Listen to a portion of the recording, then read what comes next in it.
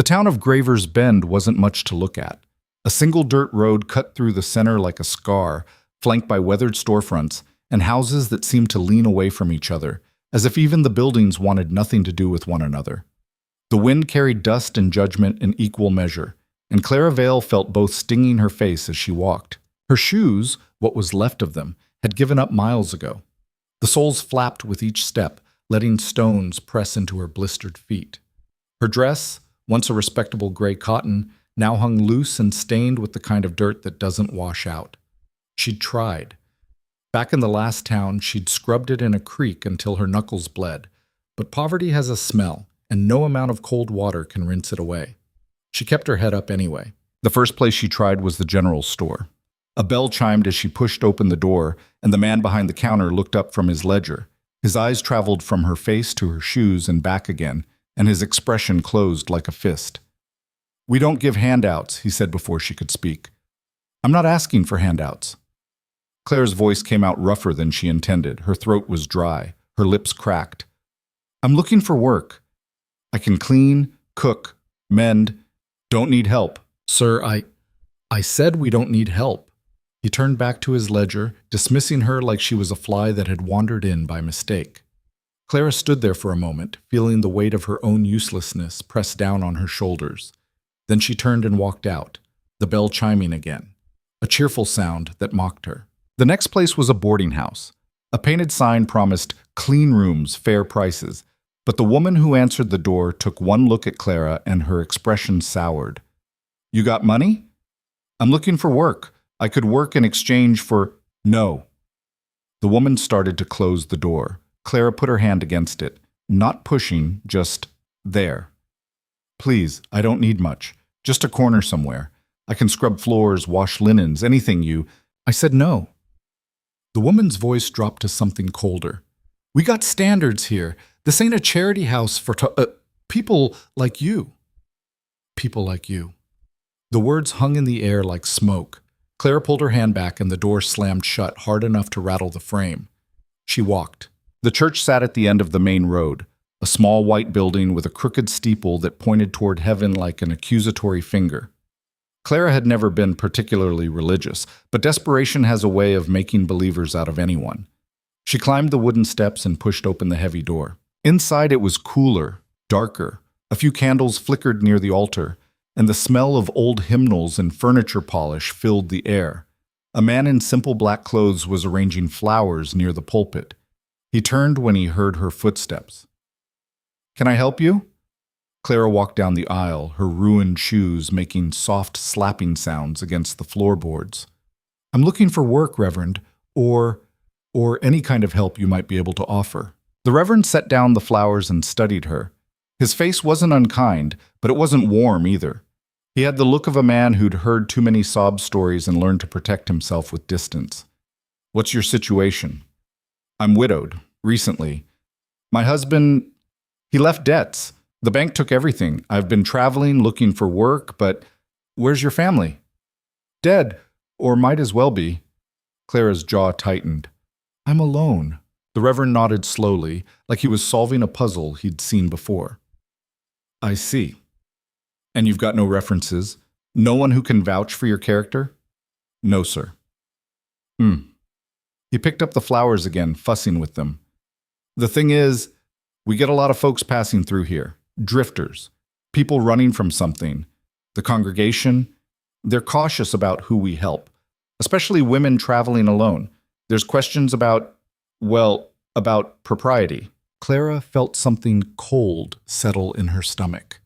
"I'm not asking for charity, Reverend, just work. I can clean the church, help with—" "We've got volunteers for that." His tone was final. "But I'll pray for you. That's something."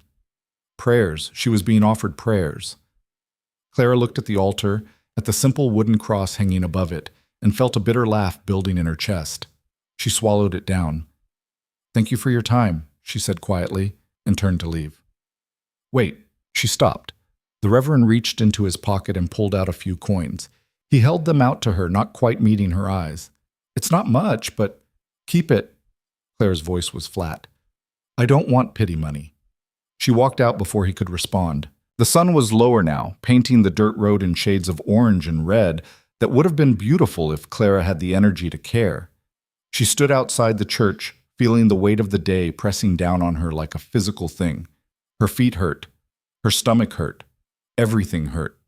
But she wasn't done yet. The mayor's house sat on a small hill overlooking the town, a two-story structure that dwarfed everything around it, painted white with green shutters, and a wraparound porch that screamed wealth and comfort. Clara climbed the hill slowly, each step an effort. A woman answered her knock. She was younger than Clara, maybe 30, with dark hair pulled back in an elaborate style and a dress that probably cost more than everything Clara had ever owned combined. Her eyes swept over Clara with the kind of clinical assessment usually reserved for livestock. Yes? Ma'am, my name is Clara Vale. I'm looking for work, and I was hoping we have all the staff we need. I'm a hard worker. I can cook, clean, do laundry. I'm sure you can. The woman's smile was thin and sharp. But as I said, we're fully staffed. Perhaps you should try one of the ranches outside town. They're always looking for hands. The way she said hands made it clear what she thought Clara was suited for. Could you recommend any specific? I'm afraid I don't have time for this. The woman started to close the door. Good luck to you. The door clicked shut with a soft, expensive sound. Clara stood on the porch for a moment, staring at the polished wood, at her own warped reflection in the door's glass panel. She looked like a ghost, something already dead that hadn't realized it yet. She descended the hill. By the time she made it back to the main road, the sun was setting in earnest, and the temperature was starting to drop. She could feel people watching her from windows, from doorways. Whispers followed her like stray dogs. Who's that? Don't know. Came through this afternoon begging. Lord, look at the size of her. Probably ate her way through whatever money she had. Shameful, really. Woman that age, no husband, no family. Clara kept walking. She'd learned a long time ago that responding to whispers only made them louder. At the edge of town, she found the barn. It wasn't much. A leaning structure with gaps in the walls wide enough to see through, and a roof that looked like it might collapse if you sneezed too hard. But it was shelter, and that was more than she had anywhere else. Inside, it smelled like animal waste and decay. Old hay rotted in one corner, and something, a rat probably, skittered away when she entered.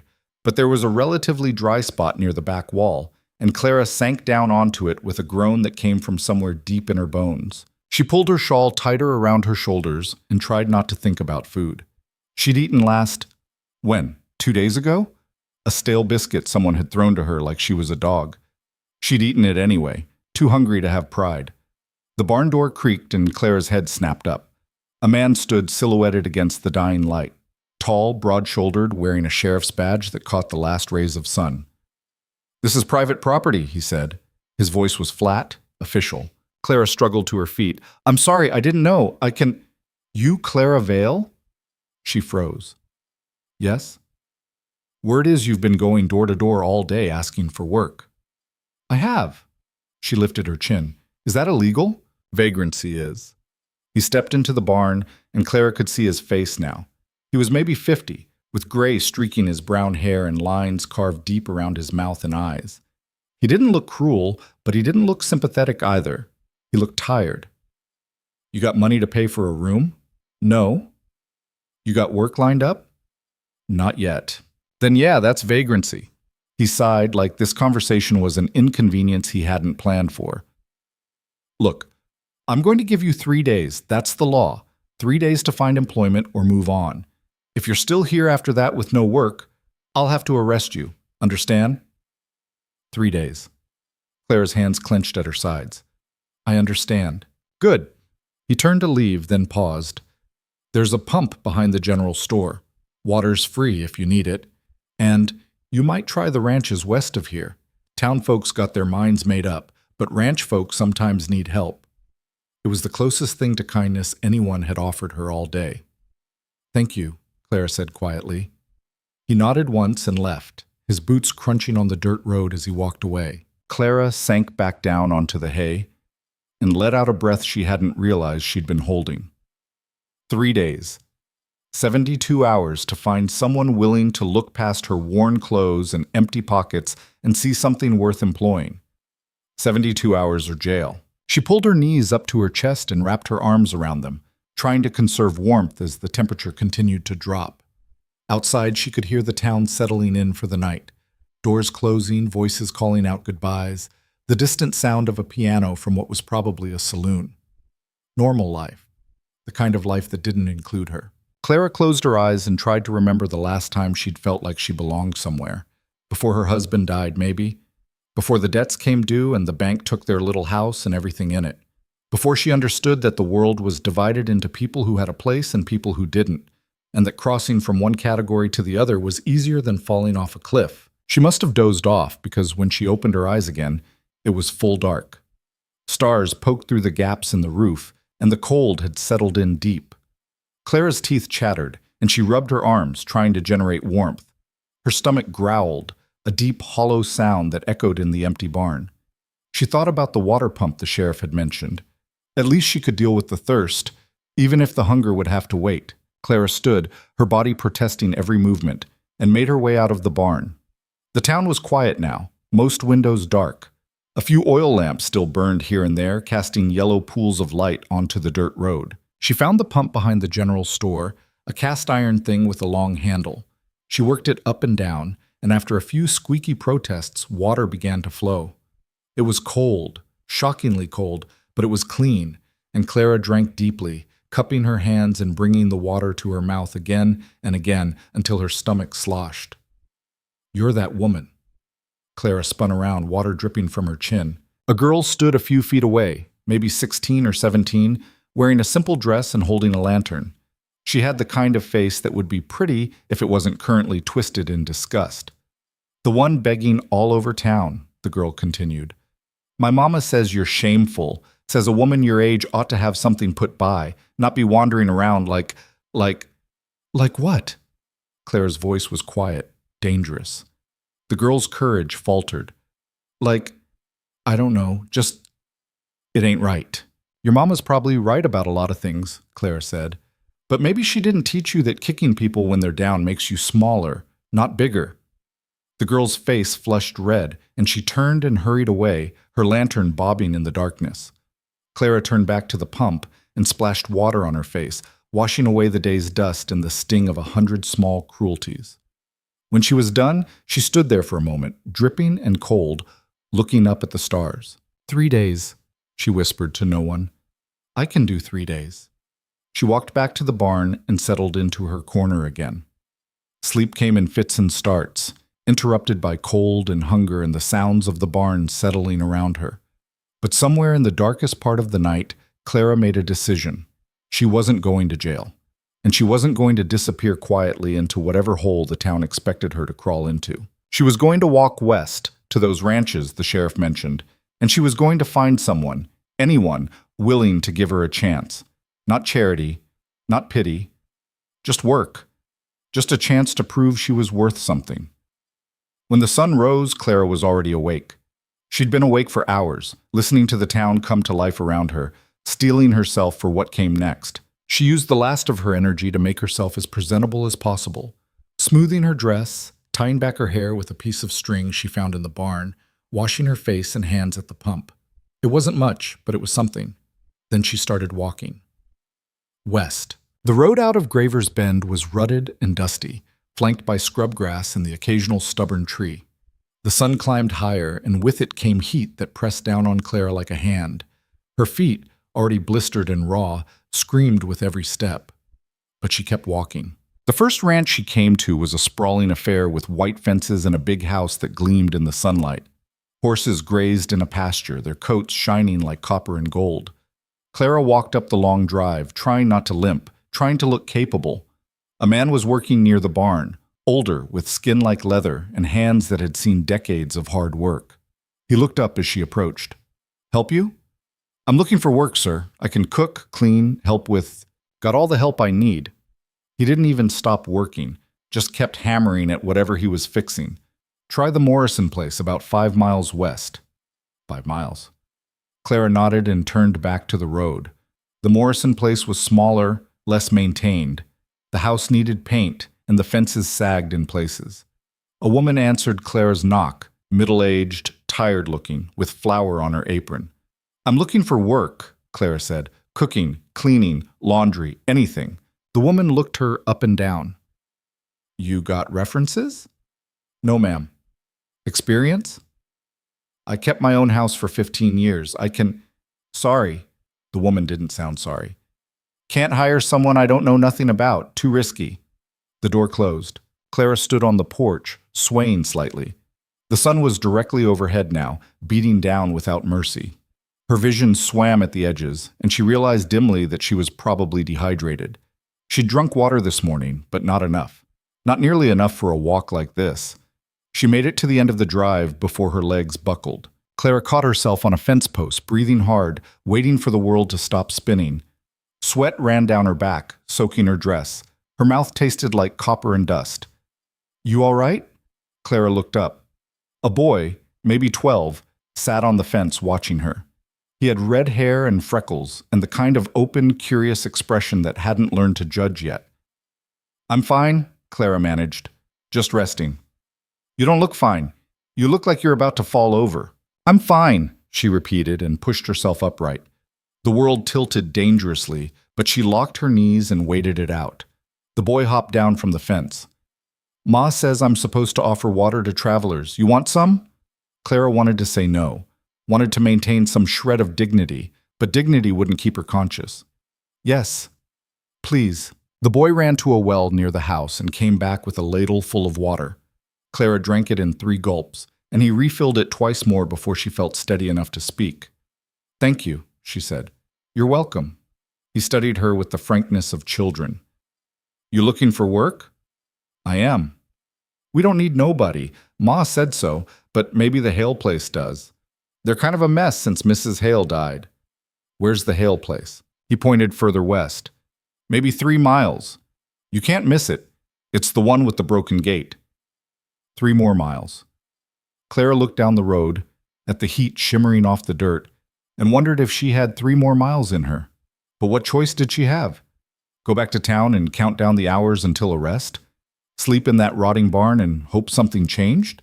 No, she had to keep moving. Thank you, she said again, and started walking. The road blurred around her. Clara's feet moved automatically, one in front of the other, while her mind retreated somewhere deep inside where it was cool and dark and nothing hurt. She passed fields and fences, watched cattle grazing in the distance, heard birds calling from trees whose names she didn't know. The sun beat down. Her feet bled. She kept walking. When the broken gate finally came into view, Clara almost cried with relief. The Hale place was small, a simple house with a barn and a few outbuildings, all of it showing signs of neglect. The gate hung at an angle, one hinge broken. Weeds grew tall in what had probably once been a vegetable garden. A chicken coop leaned to one side like a drunk, but there was smoke coming from the chimney, which meant someone was home. Clara walked up the path, past the broken gate, past the weedy garden, and knocked on the door. Nothing. She knocked again, harder. The door opened and a boy stood there, maybe 8 or 9, with dark hair and eyes that were older than they should be. He looked at Clara without expression. What do you want? I'm looking for work. Is your father home? Pa!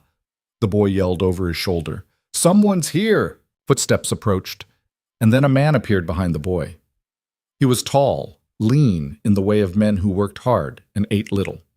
His hair was dark like the boy's, threaded with gray, and his face had the weathered look of someone who spent most of their time outdoors. He wore simple work clothes, stained with dirt and what looked like axle grease. Can I help you? His voice was rough, unused to social niceties. Clara straightened her spine, trying to look capable despite the fact that she was swaying on her feet. My name is Clara Vale. I'm looking for work. I can cook, clean, mend clothes, tend a garden, help with... Don't need help. The words hit her like a slap. Clara felt something inside her crack. Please. The word came out smaller than she intended. I don't need much. Just food and a place to sleep. I'm a hard worker, I promise. I said I don't need help. But the man's voice had softened slightly, and he was looking at her with something that might have been concern. You all right? You don't look... I'm fine. Clara tried to sound firm, but her voice shook. If you could just give me a chance to show you what I can... Lady, I can't afford to hire anyone. It's just me and the boys, and we're barely scraping by as it is. I'm sorry, but Clara's vision went white at the edges. The last thing she heard before the world tilted sideways was a boy's voice, high and alarmed. Pa, she's falling. Then darkness. Clara woke to the smell of wood smoke and something cooking. Her head throbbed, and when she tried to sit up, a hand pressed gently against her shoulder. Easy. You hit your head pretty hard when you went down. She blinked, trying to focus. She was lying on a narrow cot in what looked like a simple kitchen. The man from the door, the one who'd told her he didn't need help, stood over her with a cloth in his hand. Behind him, two boys watched with identical expressions of wary curiosity. Twins, Clara realized. Both of them dark-haired, both watching her like she might explode. I'm sorry, Clara said, her voice rough. I didn't mean to. When's the last time you ate? The man interrupted. Clara tried to think. 2 days? Maybe 3. He made a noise in his throat that might have been disgust or sympathy. She couldn't tell which. And you thought it was a good idea to walk how many miles in the heat? I didn't have much choice. He stared at her for a moment, then turned to one of the boys. Finn, get some of that soup. Not too much. Her stomach won't handle it. The boy, Finn, moved to the stove and ladled something into a bowl. It smelled like heaven, like every good thing Clara had forgotten existed. Sit up slow, the man said. You get dizzy. You tell me. Clara pushed herself upright carefully. The room swayed but held steady. Finn brought the bowl over, handling it like it might bite him, and Clara took it with shaking hands. Thank you, she whispered. The first spoonful nearly made her cry. It was just potato soup, nothing fancy, but it was hot, and it was food, and it was the first kindness anyone had shown her that didn't come with conditions or judgment. She ate slowly, aware of all 3 of them watching her. When she was halfway through, the man pulled out a chair and sat down across from her. Name's Rowan Hale, he said. These are my boys, Finn and Ash. Clara nodded to each of them. Clara Vale, and I'm sorry for the trouble. You said you were looking for work. I am. What kind of work you done before? Clara lowered the spoon, choosing her words carefully. I kept house for 15 years. My husband worked at a mill. I did all the cooking, cleaning, preserving, mending, kept a vegetable garden, raised chickens, the usual. What happened to your husband? Died last year, accident at the mill. The words came out flat, practiced. She'd said them so many times they didn't even hurt anymore.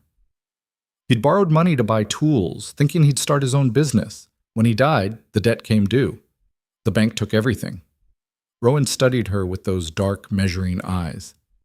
You got family? No. Friends? Anyone who could vouch for you? No. He leaned back in his chair, and Clara could see him calculating, weighing options she couldn't see. One of the twins, Ash, she thought, shifted his weight from foot to foot, clearly uncomfortable with having a stranger in their house. I told you before I can't afford to hire anyone, Rowan said finally. Clara set down the bowl. I understand. Thank you for the soup. If you could just point me toward the next ranch, I wasn't finished. His voice was sharp enough that she stopped. I can't afford to hire anyone, but this place is falling apart, as you probably noticed, and I'm not much of a cook. The boys can barely stomach what I make. It ain't that bad, Finn muttered. You told me last week my biscuits could be used as ammunition, Rowan said without looking at him. Well, they could. Despite everything, Clara felt a smile tug at her mouth. Rowan turned back to her. Here's what I can offer. A trial. 1 week. You help around here. Cooking, cleaning, whatever needs doing. I'll give you a place to sleep and 3 meals a day. End of the week, if it's working out, we'll talk about something more permanent. If it's not, you move on. No hard feelings. Clara's heart kicked against her ribs. That's more than fair. I got conditions, of course. You don't touch anything that ain't yours. You don't go poking around in things that don't concern you. And you treat my boys with respect, same as I expect them to treat you. His eyes hardened. You step out of line even once, you're gone. Clear? Clear. Good. He stood up. There's a room off the kitchen. Used to be storage, but we cleared it out when my wife's mother came to visit a few years back. It's small, but it's got a bed and a window. That work for you? Clara nodded, not trusting her voice. Boys, show her where it is. I need to get back to fixing that fence before dark. Rowan grabbed his hat from a peg by the door and walked out, leaving Clara alone with the twins. They stared at each other in awkward silence. "I'm Finn," the slightly taller one said finally. "He's Ash. Nice to meet you both." "You really fainted?" Ash asked. "Just like that?" "Ash," Finn hissed. "What? I'm just asking." "It's all right," Clara said. "Yes, I really fainted. That's what happens when you're stupid enough to walk all day without eating." Ash seemed to consider this. "Our ma used to faint sometimes, before she died." The room went very quiet. "I'm sorry," Clara said softly. "When did she pass?" "A year and a half ago," Finn said. His voice was carefully neutral, the way children sound when they're trying not to feel something. "She got sick. Took about 3 months." "That must have been very hard." Neither boy responded, and Clara realized she'd stumbled into territory that was still too raw to touch. She changed the subject. "So, this room, want to show me?" They led her through the kitchen to a narrow door she'd assumed was a pantry. Inside was a small space, maybe 8 feet by 10, with a single bed, a washstand, and a window that looked out over the overgrown garden. It was sparse, but it was clean, and after sleeping in a rotting barn, it looked like a palace. "There's blankets in the chest," Finn said, pointing. "And Ma's old... there's some spare clothes in there too, if you need them." Clara looked at him. "Are you sure your father would be all right with that?" "He told us to put them in there," Ash said. "Said someone might need them someday. Guess that's you." Clara opened the chest and found 2 dresses, both simple cotton, both well-worn but clean. They'd belonged to someone smaller than her, but they'd fit better than what she was wearing now. "Thank you," she said. "Really, thank you both." The boys shuffled their feet, clearly uncomfortable with gratitude, and made their escape back to the kitchen. Clara closed the door behind them and sat down on the bed. She'd done it. She'd found a place. Not a permanent one, maybe. Not even a certain one. But for the next week, she had a roof over her head and food in her stomach and a chance to prove she was worth keeping around. Clara put her face in her hands and let herself shake for just a moment, releasing the tension that had been holding her together for days. Then she took a deep breath, straightened her spine, and got to work. The kitchen was a disaster. Not dirty exactly, but chaotic in the way of places where no one's really in charge. Dishes were stacked haphazardly in the basin. The floor needed sweeping. The stove had grease splatters that looked weeks old.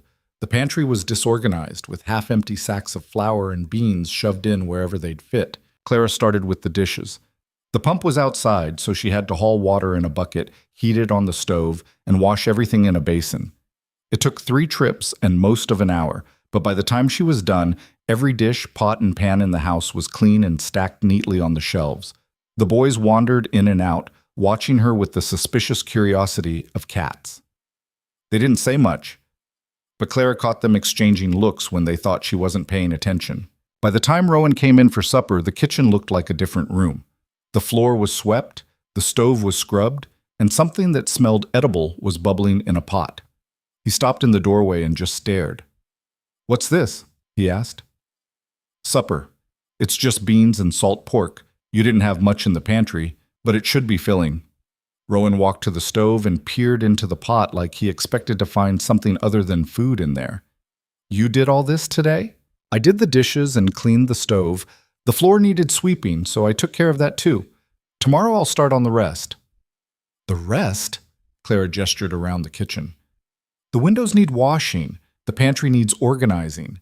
The stove needs a proper deep clean, not just a wipe down. And I noticed the chicken coop is leaning. I can shore that up if you've got spare lumber." Rowan stared at her like she'd just spoken a foreign language. "You know how to fix a chicken coop?" "My husband taught me basic carpentry. Nothing fancy, but I can handle simple repairs." "Huh." He sat down at the table, still looking around the kitchen like he didn't quite believe it was real. "Boys, come eat." The twins appeared from wherever they'd been hiding and took their seats. Clara ladled beans into bowls and set them on the table along with a pan of cornbread she'd managed to scrape together from the last of the cornmeal. They ate in silence for a while. Clara picked at her own food, her stomach still adjusting to the idea of regular meals. She watched the others from the corner of her eye, trying to get a sense of the family she'd stumbled into. Rowan ate methodically, his attention on his food. The boys wolfed theirs down like they were afraid it might disappear. Nobody talked. Nobody looked at each other. It was less like a family dinner and more like four strangers who happened to be eating in the same room. Finally, Ash spoke up. "This is good." "Yeah," Finn added. "Way better than Pa's cooking." "I heard that," Rowan said mildly. "You were supposed to," Finn shot back, and just for a second there was something lighter in the air, something that might have been humor in a house that remembered how. After supper, Clara washed the dishes again while Rowan sat at the table doing paperwork. Accounts, from the look of it, and not happy ones. The boys disappeared upstairs and Clara could hear them moving around in the room above the kitchen. "You don't have to do all that tonight," Rowan said without looking up from his ledger. "Dishes can wait till morning." "I don't mind. Keeps my hands busy." He made a non-committal sound and went back to his numbers. Clara finished the dishes and wiped down the table around him, careful not to disturb his papers. "I'll need to go into town tomorrow," he said suddenly. "Pick up some supplies. I'll take the boys with me." "All right. You'll be here alone for a few hours. That a problem?" Clara understood what he was really asking. Could he trust her alone in his house? "No problem at all. I'll work on that pantry while you're gone." He nodded and gathered up his papers. "We leave at dawn. There's oatmeal in the pantry if you want to make breakfast." "I'll have it ready." Rowan paused on his way to the stairs. "Clara?"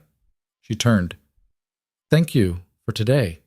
The words seemed to cost him something, like he wasn't used to saying them. "You're welcome." He nodded and disappeared upstairs, his boots heavy on the wooden steps. Clara finished cleaning and retreated to her little room. She changed into one of the dresses from the chest. It was tight across her middle and short in the sleeves, but it was clean and whole, which was more than she could say for her own clothes. She washed her face in the basin and climbed into bed. The mattress was thin and the blanket was rough, but it was a bed.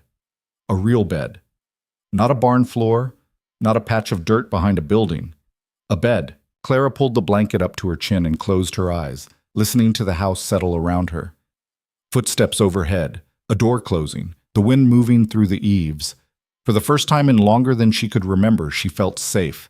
She was asleep before the thought finished forming. Dawn came early. Clara was up before the sun, stoking the fire in the stove and setting water to boil.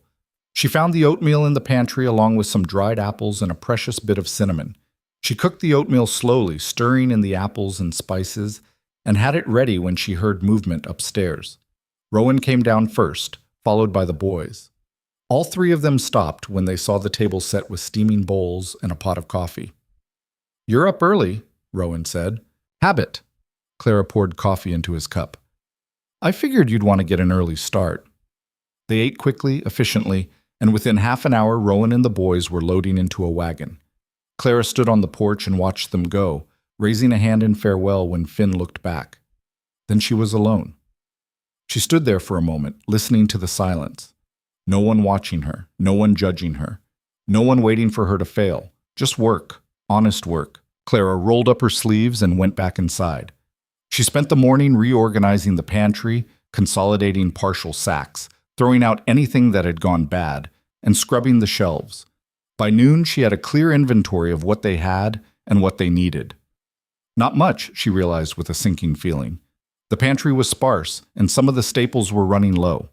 She made herself a small lunch from the leftover cornbread and went outside to tackle the chicken coop. It was worse up close than it had looked from a distance. The whole structure leaned to one side and several of the boards were rotting through.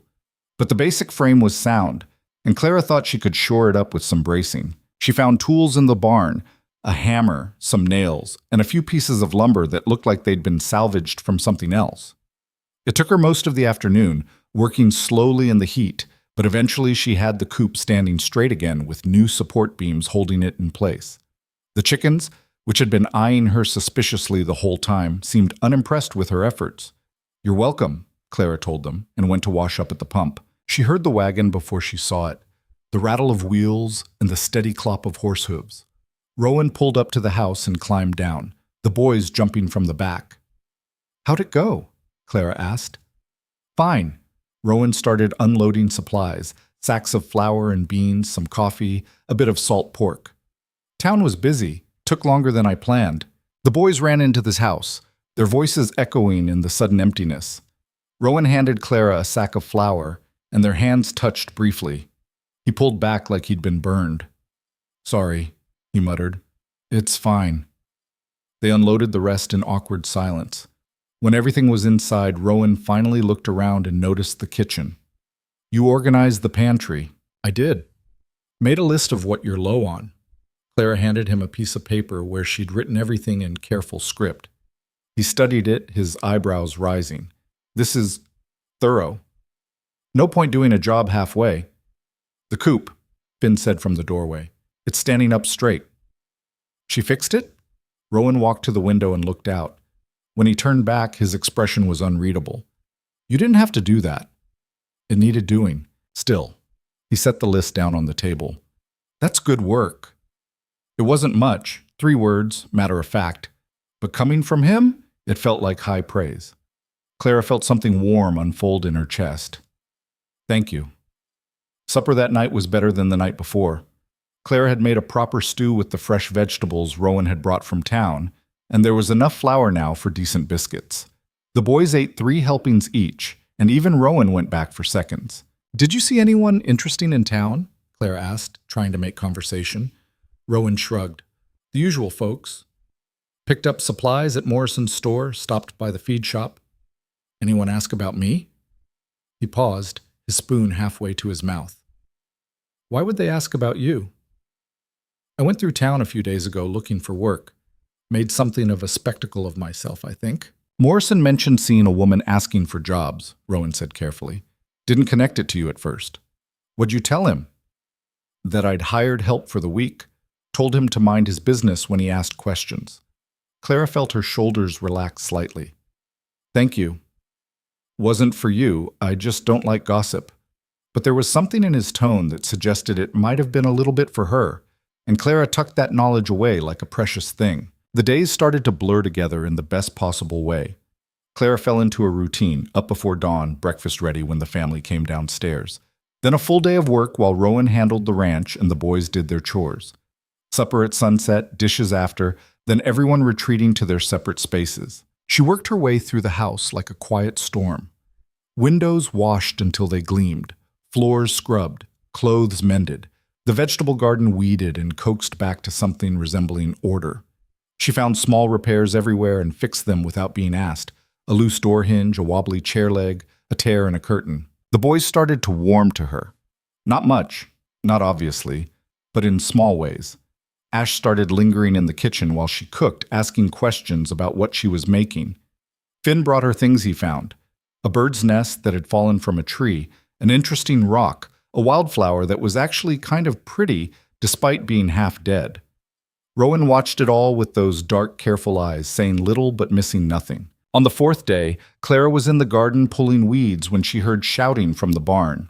She straightened up, her back protesting, and saw Rowan storm out with Ash trailing behind him. I don't care if you're tired. The animals need feeding whether you feel like it or not. I said I'd do it later. Later isn't good enough. You do your chores when they need doing, not when it's convenient. Ash's face was red, his hands clenched into fists. You're not the only one who gets to be tired, you know. Maybe if you didn't work us like we're hired hands. You live here. You work here. That's how it works. That's how it worked when Ma was alive. Now it's just work all the time and nobody even talks. And Ash's voice cracked, and he stopped abruptly, looking horrified at himself. Rowan's face went very still. Get your chores done. We'll talk about this later. Forget it. Ash turned and ran toward the house. Rowan stood there for a long moment, his shoulders rigid, before stalking off toward the far pasture. Clara waited, unsure if she should intervene or stay out of it. This was family business, the kind of thing Rowan had specifically told her not to poke into. But then she heard something from inside the house, a sound that might have been crying, quickly muffled. She made her decision. Ash was in the kitchen, his face pressed against his arms on the table, his shoulders shaking. He looked up when Clara came in, and his expression immediately went defensive. I'm fine. Okay? I mean it. I don't need... I said okay. Clara went to the stove and started making tea. You want some? Ash stared at her suspiciously. Tea? Unless you'd prefer coffee. Tea's fine. She made 2 cups and sat down across from him.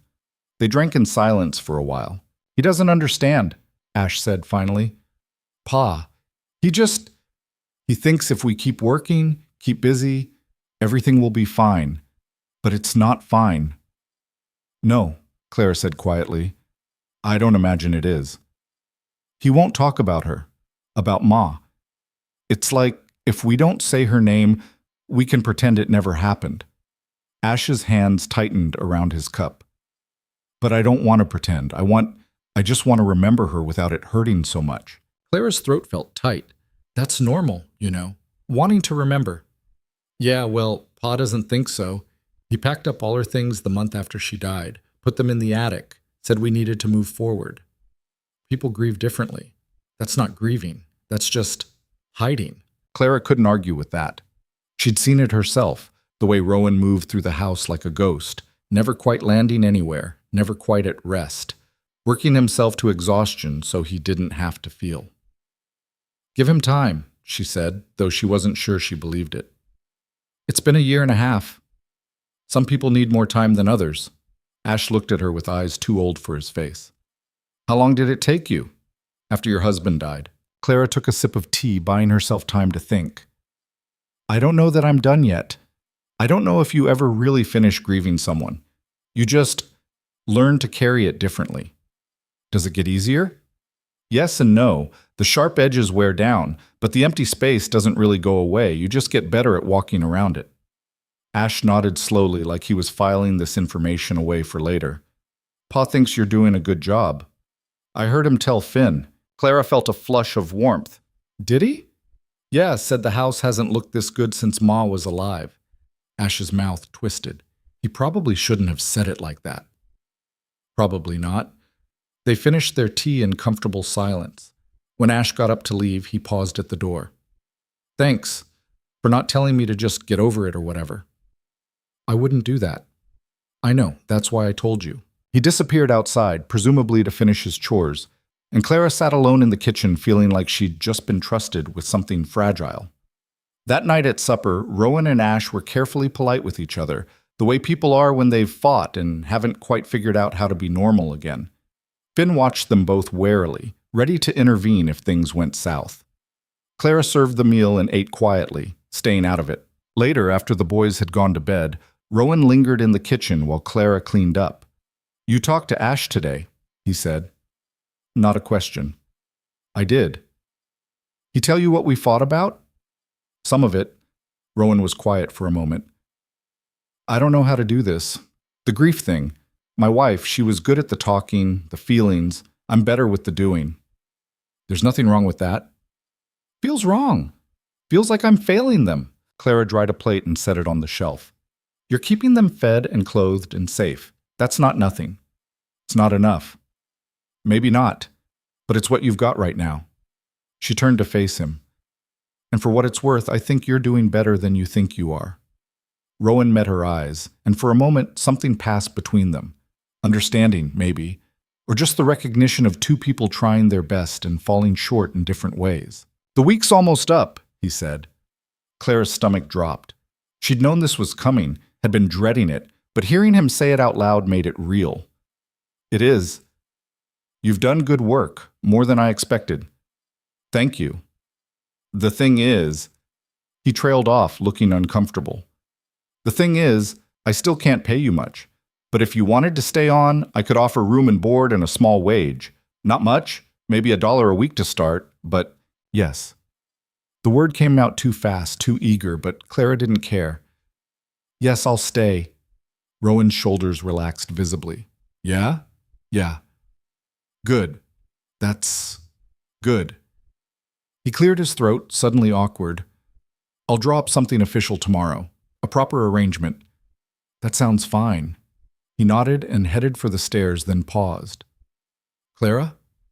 Yes? I'm glad you didn't leave. The boys, they're doing better. I think maybe having you here helps. He was gone before she could respond, his boots heavy on the stairs. Clara stood in the kitchen, her hands still wet from dishwater, and let herself smile. She'd done it. She'd proven herself. She had a place now, a real place, and maybe, just maybe, she was starting to build something that could last. The arrangement became official on a Tuesday. Rowan had Clara sign a paper that laid out the terms in his careful, blocky handwriting: room, board, $1 a week, with an understanding that the wage might increase if the ranch did better. Clara signed it without hesitation, her own signature looking shaky next to his solid letters. "There," Rowan said, folding the paper and tucking it into a drawer. "That makes it legal." "Legal," Clara repeated, tasting the word. It felt solid, real. The days that followed settled into something that almost felt normal. Clara had stopped thinking of herself as temporary, stopped waiting for the other shoe to drop. She started making small improvements without asking first, replanting the garden with fall vegetables, reorganizing the barn so the tools were easier to find, even attempting to teach the boys how to cook simple meals so they wouldn't starve if she got sick. "I don't see why we need to know this," Finn complained, watching dubiously as Clara showed him how to make biscuits. "You're here now. And what if I'm not here someday? What if I need to go to town and your father wants supper ready when he gets in from the fields? Then we'd just wait for you to get back."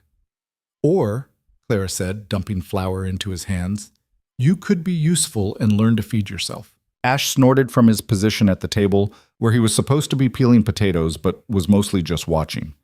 "She's got you there. Shut up. Make me." "Boys," Clara said without heat, "focus."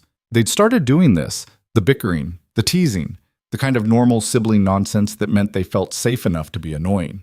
Clara had noticed it happening gradually over the past few weeks, the way the house had slowly filled with sound again. Voices, laughter, the ordinary noise of people living together instead of just existing in the same space. Even Rowan seemed different. Not softer exactly, but less rigid. He'd started lingering after supper, sitting at the table with his coffee while Clara cleaned, sometimes talking about the ranch, sometimes just sitting in comfortable silence. Once, she'd caught him almost smiling when Ash had made a particularly terrible joke, and the sight had stayed with her for days. It felt fragile, this thing they were building, but it felt real. That's why the trouble, when it came, hit so hard. It started with a visit to town. Clara needed fabric to repair the boys' winter clothes, and Rowan had accounts to settle at the feed store. They'd left the boys at home with strict instructions to finish their chores and not burn the house down. "That second part was a joke," Rowan had said when he saw Clara's expression. Was it, though? Mostly. They'd taken the wagon in together, and Clara had felt strangely self-conscious sitting next to him on the bench seat, aware of the way people would see them, a man and a woman, arriving together, like they were, well, like they were something they weren't. The feed store went fine. Rowan conducted his business while Clara waited outside, watching the town move around her. It looked different now than it had that first day, less hostile. Or maybe she just felt less desperate, and that changed how everything looked. The fabric shop was a different story. Clara pushed open the door, and the little bell chimed cheerfully. The woman behind the counter looked up, and her smile froze when she saw who'd entered. It was the mayor's wife, the one who'd shut the door in Clara's face all those weeks ago. "Oh," the woman said, "you." Clara kept her expression neutral. "Good afternoon, ma'am. I'm looking for some sturdy cotton, if you have it. Dark colors preferred." The mayor's wife, Mrs. Brennan, Clara remembered, didn't move to help. "I heard you'd found a position out at the Hale place." "That's right." "Interesting." Mrs. Brennan's eyes traveled over Clara with the same clinical assessment as before, but now there was something else in her gaze, something sharper. "And how exactly did you manage that? Rowan Hale's been turning away help for over a year." "I suppose I came at the right time." Mrs. Brennan finally moved, but instead of getting fabric, she called toward the back room. "Margaret, come out here a moment." Another woman emerged, younger, wearing an expensive dress that marked her as someone's wife or daughter. She took one look at Clara and her eyebrows rose. "This is the woman I was telling you about," Mrs. Brennan said. "The one who came through begging a few weeks back." "I wasn't begging," Clara said quietly. "I was looking for work." "Same difference, really." Mrs. Brennan's smile was thin. "Margaret, this is... I'm sorry, what was your name again?" "Clara Vale." "Right. Clara Vale. She's been staying out at the Hale Ranch, as help, she says." The way she said help made it sound like something dirty. Margaret studied Clara with poorly disguised curiosity. Really? How long has this been going on? About 3 weeks, Clara said, her patience starting to fray. And I'm still looking for that fabric, if you don't mind. 3 weeks? Mrs. Brennan exchanged a look with Margaret. That's quite a long time for a temporary arrangement, especially with 2 young boys in the house and no proper chaperone. Clara felt ice settle in her stomach. I'm hired help. There's nothing improper about it. Of course not, Mrs. Brennan said, but her tone suggested otherwise. I'm sure it's all very respectable. Still, people do talk. A woman alone with a widower and his children. It raises questions. Then people should mind their own business. Oh, honey. Mrs. Brennan's smile turned pitying. In a town this size, everything is everyone's business. You do well to remember that. Clara wanted to argue, wanted to tell this woman exactly where she could put her implications and her judgment. But she needed the fabric, and making a scene would only make things worse. The cotton, she said through gritted teeth. Can I see it or not? Mrs. Brennan took her time selecting several bolts of fabric and laying them on the counter. Clara chose the sturdiest option, paid quickly, and got out of there before her temper got the better of her. Rowan was waiting by the wagon, and he took one look at her face and frowned. What happened? Nothing. Let's go. Clara. She climbed onto the wagon seat, the fabric bundled in her arms. Can we just go home, please? He studied her for a moment longer, then climbed up beside her and took the reins. They rode in silence for the first mile, Clara staring straight ahead, her jaw tight. Was it Mrs. Brennan? Rowan asked finally. Clara glanced at him. You know her? Everyone knows her. She runs half the town through gossip and the other half through her husband. What'd she say? It doesn't matter. If it's got you this upset, it matters. Clara was quiet for a long moment. Then, she implied there was something improper about me living at your house. Said people were talking. Rowan's hands tightened on the reins. Of course she did.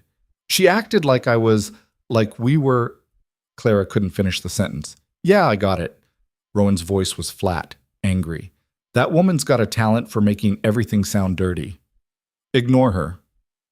Easy for you to say. You're not the one she was looking at like what? Like I'm some kind of opportunist, like I'm taking advantage of your situation. Rowan let out a harsh laugh. Taking advantage? You work from dawn to dark for $1 a week and room and board. If anyone's taking advantage, it's me. That's not how she sees it. I don't care how she sees it. But Clara did.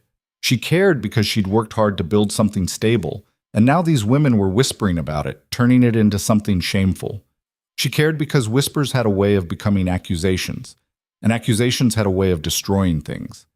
The house came into view, and Clara felt some of the tension ease from her shoulders.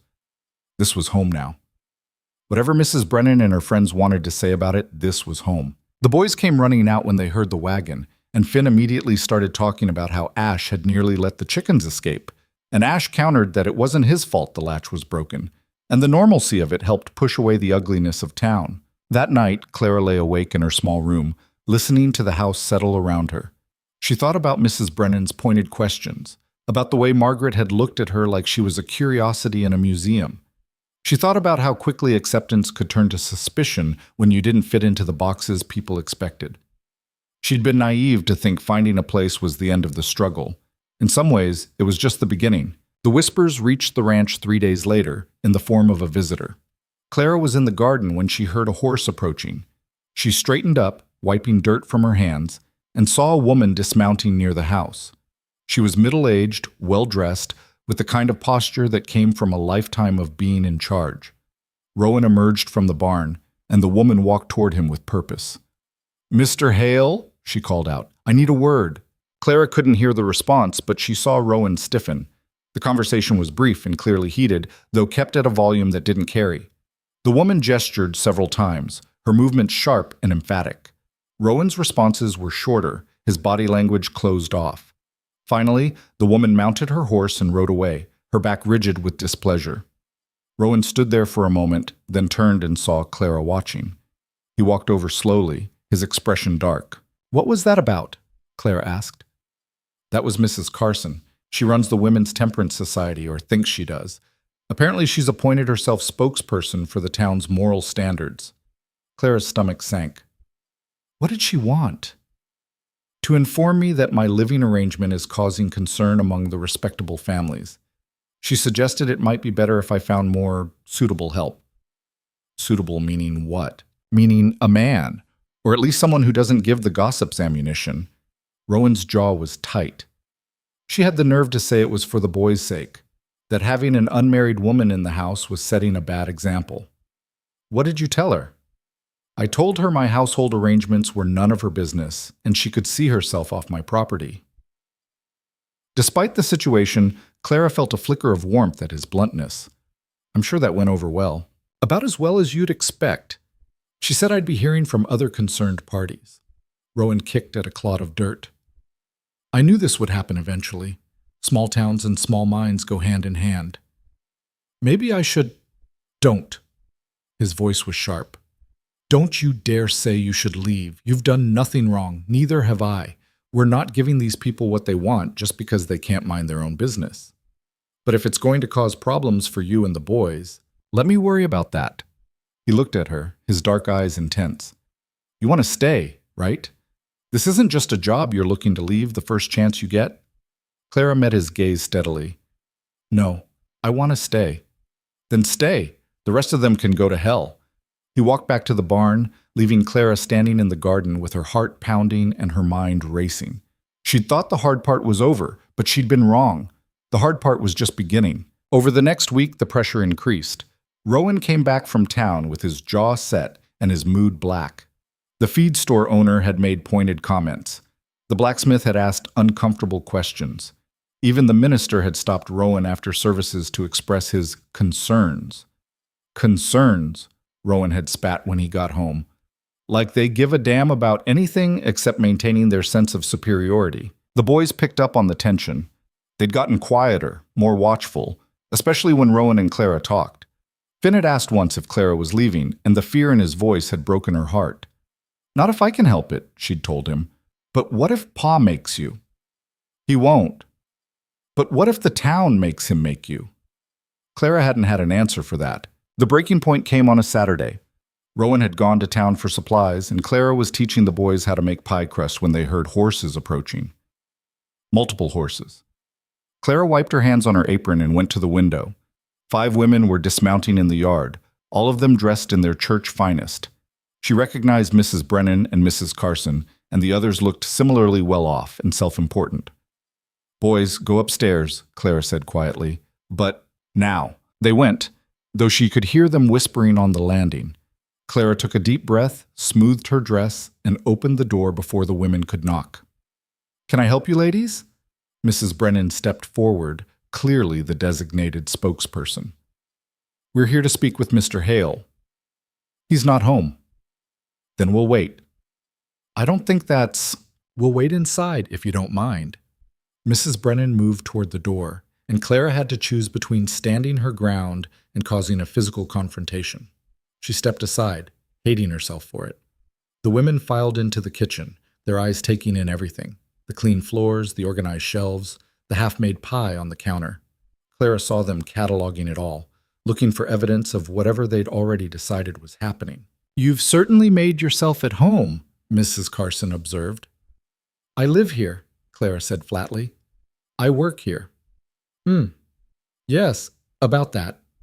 Mrs. Brennan settled into a chair without being invited. The others remained standing, forming a kind of wall of judgment. We've come to discuss your situation, Miss Vale. Or is it Mrs.? It's Mrs. Vale. I'm widowed. Recently widowed, we understand. How convenient that you found another household so quickly. Clara's hands clenched at her sides. I'm not sure what you're implying. We're not implying anything, dear. We're stating facts.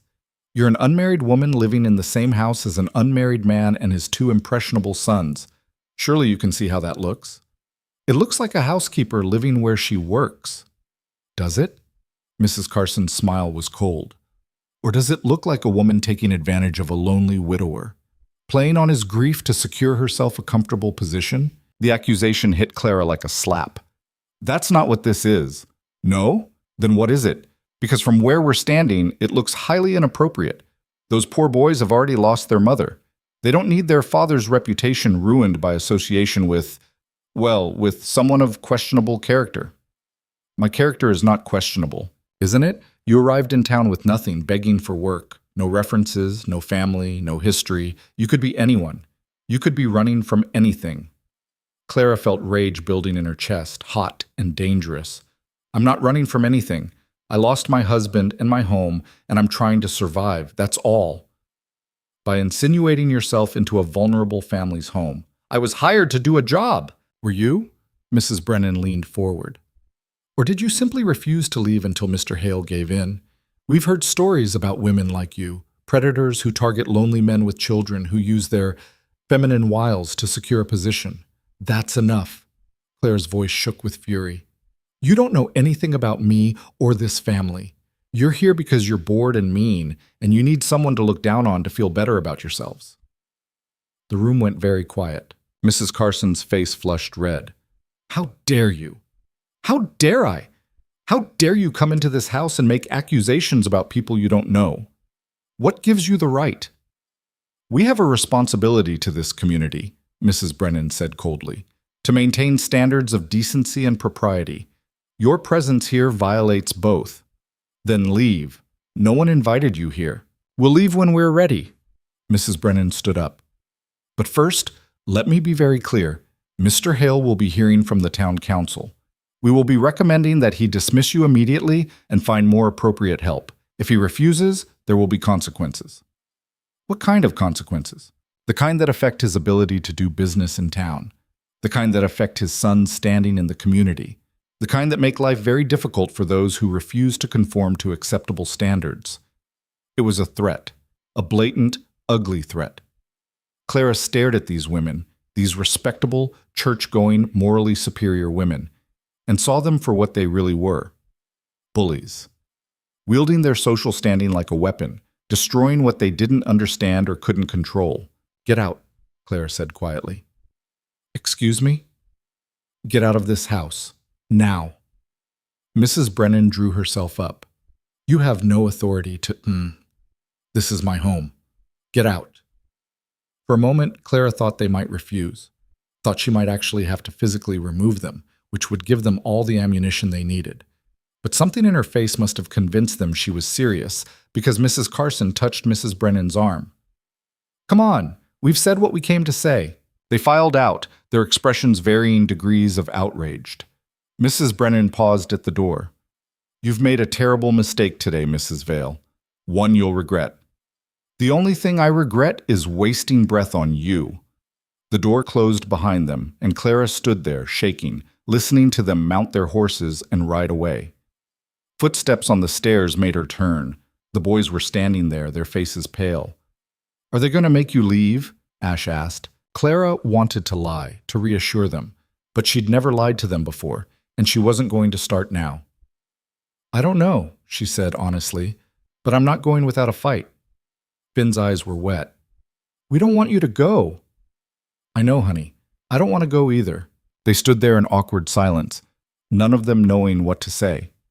Then Ash crossed the room and hugged her, his thin arms wrapping around her waist. Finn followed a moment later, and Clara held them both, feeling her own eyes burning.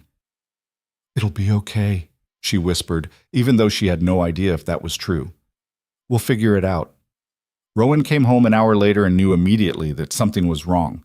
The boys were too quiet, and Clara's face was set in hard lines. What happened? Clara told him everything while the boys listened from the table. She didn't soften it or leave anything out. When she finished, Rowan's face was dark with rage. They came here? To my house? To threaten you? They threatened all of us, Clara said. They're going to the town council. They'll try to force you to fire me. Rowan slammed his hand on the counter, making everyone jump. Like hell they will. Rowan, you need to think about this. They can make things difficult for you, for the boys. I don't care. You should care. This is your life, your business. I'm not worth... Don't! His voice was sharp. Don't you dare finish that sentence. You're worth more than every one of those hypocrites combined. Clara felt tears prick at her eyes. That's not how they see it. I don't give a damn how they see it. Rowan looked at his sons. Boys, do you want Clara to stay? Yes, they said in unison. Even if it means people in town might give you trouble? Might say things? Finn and Ash looked at each other, then back at their father. We don't care what they say, Finn said. We want her to stay. Rowan turned back to Clara. There's your answer. This is our family, and we decide who's part of it, not them. But the town council can try whatever they want. I'll fight them every step of the way. Clara shook her head. You don't understand what these people are capable of. They can freeze you out, make it impossible to do business, turn everyone against you. Then let them try. Rowan's jaw was set in a way Clara had learned meant he'd made up his mind and no force on earth would change it. I'm not losing you because some bored women need someone to persecute. The words hung in the air. I'm not losing you. Not losing your help or losing my housekeeper. Losing you. Clara looked at him, at this stubborn, difficult, quietly caring man who'd given her a chance when no one else would. Who'd stood up for her again and again without asking for anything in return. Okay, she said softly. If you're sure.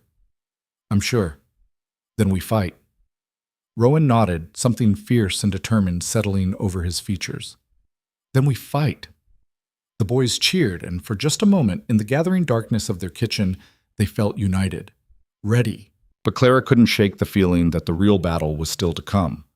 The summons came 2 days later, delivered by a grim-faced deputy who wouldn't meet anyone's eyes. The town council wanted to see Rowan Hale at their next meeting to discuss matters of community concern. The paper didn't mention Clara by name, but everyone knew what it was about. When is it? Clara asked, reading over Rowan's shoulder. Thursday evening, 7 o'clock. He crumpled the paper and threw it on the table. They want a public spectacle. Then don't go. I have to go. If I don't show, they'll say I'm avoiding them, that I know I'm in the wrong. You're not in the wrong. Tell that to them. Rowan paced the kitchen like a caged animal. They'll have the whole town there watching, waiting to see me grovel. Clara watched him move, seeing the tension in every line of his body. So don't grovel. Go in there and tell them the truth. Which is? That you hired help because you needed it. That I do my job well. That what happens in your home is your business and no one else's. You make it sound simple. It is simple. They're the ones making it complicated. Rowan stopped pacing and looked at her.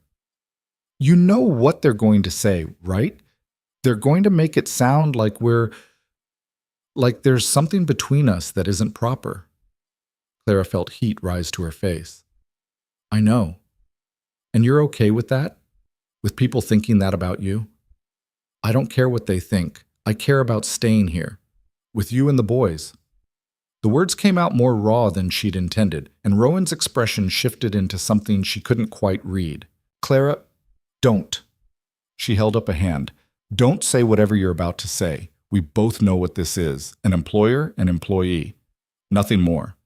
But these boys need stability, and this ranch needs someone who knows what they're doing, and I need a place to be. That's enough reason to fight, isn't it?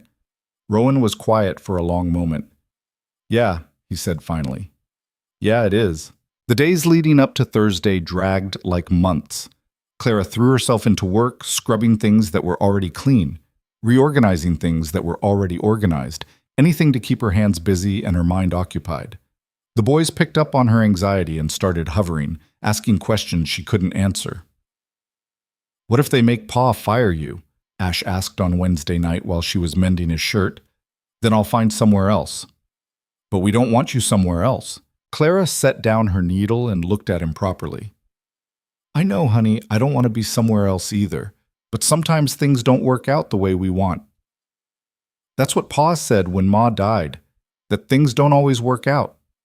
The words hit Clara square in the chest. Your Pa's right about that. But you're not dying. You're just leaving because some mean ladies don't like you. I'm not leaving yet, and your father's going to fight to make sure I don't have to. Finn appeared in the doorway, his face troubled. What if fighting makes it worse? What if they get mad and do something bad to Pa? Like what? I don't know. Stop selling to him at the stores. Tell people not to do business with him. They might try that, Clara admitted. But your father's tougher than they think, and so are you two. We're just kids, Ash said quietly. Kids who've survived losing their mother and kept going. That takes strength. Clara picked up her needle again. Whatever happens, you'll be okay. All of you. She wished she believed it as much as she tried to sound like she did. Thursday arrived too fast. Rowan spent the day working himself to exhaustion, coming in for supper covered in dirt and looking like he wanted to put his fist through something. Clara had made his favorite meal, pot roast with potatoes and carrots, but he barely touched it. "You need to eat," she said. "Not hungry." "Rowan." He looked up at her, and she saw real fear in his eyes. Not for himself, she realized. For her. For what might happen if he couldn't protect her from this. "Eat," she said more gently. "You'll need your strength." He ate mechanically, not tasting anything. The boys were silent, pushing food around their plates. The whole meal felt like a wake. When it was time to leave, Rowan put on his good shirt and ran a comb through his hair. Clara helped him with his collar, her fingers fumbling with the buttons. "You don't have to do this," she said quietly. "Yeah, I do. I could leave. Just pack up and go tonight. Then there'd be nothing for them to—" "No." His hand caught hers, stopping her nervous fiddling. "We're past that. This is about more than just you staying or going. It's about whether I let these people run my life." Clara looked up at him, at his stubborn jaw and determined eyes, and felt something shift in her chest. Something dangerous and inconvenient, and absolutely not helpful given their current situation. "All right," she said, pulling her hand away before she could do something stupid. "Then go show them they don't."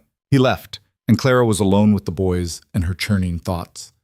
She tried to keep busy, dishes, sweeping, anything, but her mind kept drifting to that meeting hall, to Rowan standing in front of all those people who'd already decided he was wrong. "Will he be okay?" Finn asked from the doorway. Clara forced a smile. "Your father can handle himself." "But what if—" "No what ifs tonight. Come on, help me finish these dishes." They worked in silence, the three of them moving around each other in the small kitchen. When everything was clean and put away, Clara made them sit at the table. "I need to tell you something," she said, "in case things don't go well tonight." "Don't," Ash said, his voice tight. "Listen to me. If your father comes home and says I have to leave, I need you both to understand it's not his fault. He'll be doing what he thinks is best for you." "But it's not best for us," Finn protested. "We want you here." "I know, but sometimes wanting something isn't enough." Clara reached across the table and took each of their hands. "You two have given me something I didn't think I'd have again. A place where I matter, where I'm needed. No matter what happens tonight, I'll always be grateful for that." Tears were running down Ash's face. "You sound like you're saying goodbye." "I'm saying just in case. There's a difference." But she wasn't sure there was. They waited. Clara tried to read, but the words wouldn't stick. The boys pretended to do homework, but mostly just stared at their books. The clock on the mantel ticked away the minutes with agonizing slowness. 8 o'clock came and went. Then 9. Clara's stomach was in knots. At 9:30, they heard the wagon. All three of them rushed to the window, trying to read Rowan's face as he climbed down and unhitched the horse. His expression was unreadable. He came through the door and stopped when he saw them all standing there, waiting. "Well?" Clara said when she couldn't stand the silence anymore. Rowan took off his hat and set it carefully on the table. "That was the longest 2 hours of my life." "What happened?" "They had the whole town there. Had to be 50 people packed into that hall.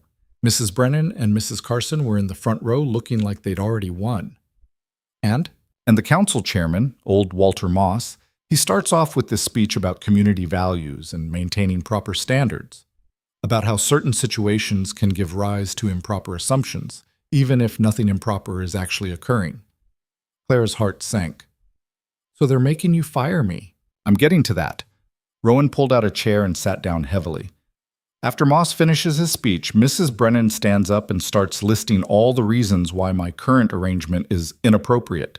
She goes on for a good 10 minutes about unmarried women and moral corruption and setting bad examples for children. "I bet she enjoyed that," Clara said bitterly. "She was having the time of her life. Then when she's done, Moss asks me if I have anything to say in my defense." "What did you say?" Rowan looked at his sons, then at Clara. "I told them the truth. That I hired you because I needed help, and you were the only person who didn't turn tail and run when they saw how much work needed doing. That you've kept this house running and these boys fed and clothed better than I ever could alone. That whatever they think they see happening, they're wrong, and it's none of their business anyway." "How'd they take that?" Finn asked. "About as well as you'd expect. Mrs. Carson stood up and said I was being defensive, which just proved there was something to hide. A few other people chimed in with their concerns. It was turning into a real circus. Clara wrapped her arms around herself. So what's the verdict? I'm getting there. Let me finish. Rowan ran a hand through his hair. It was looking bad, real bad. Moss was starting to talk about community sanctions and making things difficult. Then someone in the back stood up. Who? Tom Morrison. Runs the ranch about 6 miles east. Big guy, keeps to himself mostly. Claire remembered the name, the Morrison place where she'd been turned away that first day. Tom stands up, Rowan continued, and he says, I got a question for Mrs. Brennan. When my wife died 3 years ago and I had 4 kids to raise alone, did you come out to help? Did any of you? Mrs. Brennan starts sputtering about how that's different, and Tom just talks right over her. Says, different how? Because I'm a man? Because I had the good sense to hire my wife's sister instead of some stranger? Or is it different because you didn't think you could weaponize it against me? He really said that? Clara asked. Word for word. You should have seen Mrs. Brennan's face. She turned purple. Rowan almost smiled at the memory. Then Tom turns to Moss and the council and says, Rowan Hale's hired help is no different from any other rancher hiring help.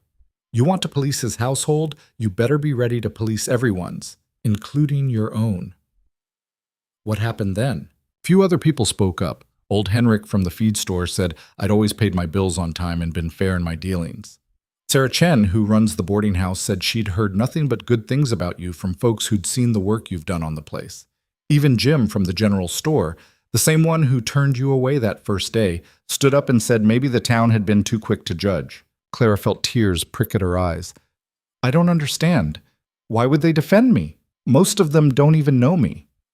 That's what I thought. But then Tom said something that shut the whole thing down. He looked right at Mrs. Brennan and said, You want to know what's immoral? Driving a woman who's done nothing wrong out of the only stability she's found. That's what's immoral. The room was silent except for the ticking clock. So they're letting you keep me? Clara asked carefully. They don't have a choice. Moss tried to save face by saying they'd be monitoring the situation, but Tom told him to monitor his own damn business and leave mine alone. Rowan leaned back in his chair. It's not over completely.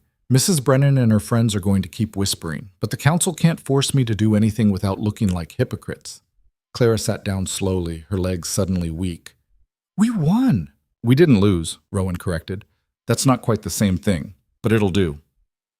Finn and Ash both started talking at once, their relief spilling over into excited chatter. Clara let them celebrate, but she caught Rowan's eye across the table and saw the exhaustion there. He'd fought for her tonight, put himself and his sons at risk of social isolation, all to keep her here. The weight of that gift was almost too much to bear. Later, after the boys had gone to bed still buzzing with excitement, Clara found Rowan sitting on the porch in the dark. She brought him coffee and sat down in the other chair. Thank you, she said quietly. You already thanked me. I don't think I did it right. You stood up for me tonight in a way no one ever has. You risked your standing in this community, your business relationships, everything. Clara, let me finish. You could have taken the easy road, could have let me go and found someone else, someone they'd approve of, but you didn't, and I need you to know that means something, means everything. Rowan stared out at the dark fields. Those boys in there, they've had enough loss. I wasn't about to let some self-righteous busybodies take away someone else they care about. Is that the only reason? The question hung in the air between them. Rowan took a long time to answer. No, he said finally. It's not the only reason. Clara's heart beat faster. Rowan, but it's the reason I'm going to give because the other reasons are complicated and this isn't the time for complicated. He looked at her then, his eyes dark and serious. You're part of this family now. However that happened, whatever that means, it's true, and I protect what's mine. The possessiveness in his voice should have bothered her. Instead, it made her feel safer than she had in years. Okay, she said softly. They sat in comfortable silence, drinking their coffee and watching the stars. Somewhere in the distance, a coyote called. The wind moved through the grass with a sound like whispered secrets. What happens now? Clara asked. Now we keep going, keep working, keep proving them wrong just by existing. Rowan set down his empty cup. And maybe we start thinking about expanding. Expanding? The ranch. We've been barely scraping by, but with the work you've done getting things organized, I've had time to think about possibilities. There's good grazing land to the north that might come up for sale. If we could increase the herd, bring in more income, that would take capital you don't have. Not if we're smart about it. Cut costs where we can, save what we make, build up slowly. He glanced at her. I'd need help with the planning, someone who's good with numbers and organization. Clara felt something bloom in her chest. He wasn't just talking about keeping her on as help. He was talking about making her part of the future. I can do numbers and organization, she said. I know you can. That's why I'm asking. They stayed out there talking until the cold drove them inside. Rowan showed Clara his rough plans, sketched on the backs of old bills and feed receipts. She asked questions, suggested modifications, pointed out things he hadn't considered. They worked at the kitchen table by lamplight like partners planning a shared future, because that's what they were becoming. The next morning, Clara woke early and started breakfast with a lightness she hadn't felt in weeks. The immediate threat had passed. They had breathing room now. Time to build something real. When Rowan came downstairs, he found her humming while she cooked. He stopped in the doorway, watching her with an expression she couldn't quite read. What? She asked, suddenly self-conscious. Nothing. Just, you seem different today. I feel different. I feel like maybe I can stop waiting for the other shoe to drop. About time. The boys thundered down the stairs, and the moment passed. They ate breakfast together, making plans for the day. Rowan would check the north pasture to see if the grazing was as good as he remembered. Finn would help him. Ash would stay home and help Clara with the chickens and the garden. It was a normal day. A wonderfully, beautifully normal day. Clara spent the morning teaching Ash the proper way to collect eggs without antagonizing the hens, which turned out to be more complicated than either of them expected. One particularly aggressive bird took exception to their presence and chased Ash around the coop 3 times before Clara managed to shoo it away. I hate that chicken, Ash declared, breathing hard. She's just protective of her space, can't fault her for that. I can fault her for trying to peck my eyes out. Clara laughed, and the sound surprised her. When was the last time she'd laughed like that? Free and easy, without the weight of fear behind it? They finished the eggs and moved to the garden, where Clara showed Ash how to tell which vegetables were ready for harvest and which needed more time. He was a quick learner when he wasn't being stubborn, and Clara found herself enjoying the teaching. You're good at this, Ash said, carefully picking beans. Teaching stuff. You're good at learning when you're not fighting me on it. I don't fight you that much. Clara raised an eyebrow. Okay, maybe sometimes. But you don't make me feel stupid when I don't know something. Pa tries, but he gets frustrated when we don't understand right away. Your father has a lot on his mind. That's not your fault or his. I know, Ash trailed off, focusing intently on the beans. I'm glad you stayed, even if it means those ladies hate us. They don't hate you. They don't even know you. That's worse, isn't it? Being hated by people who don't even know you? Clara stopped what she was doing and looked at this boy who thought too much and felt too deeply. Yeah, she said honestly, it is worse. But it also means their hate doesn't really matter. It's not about you. It's about them needing someone to look down on. That's dumb. Very dumb, but that's people for you.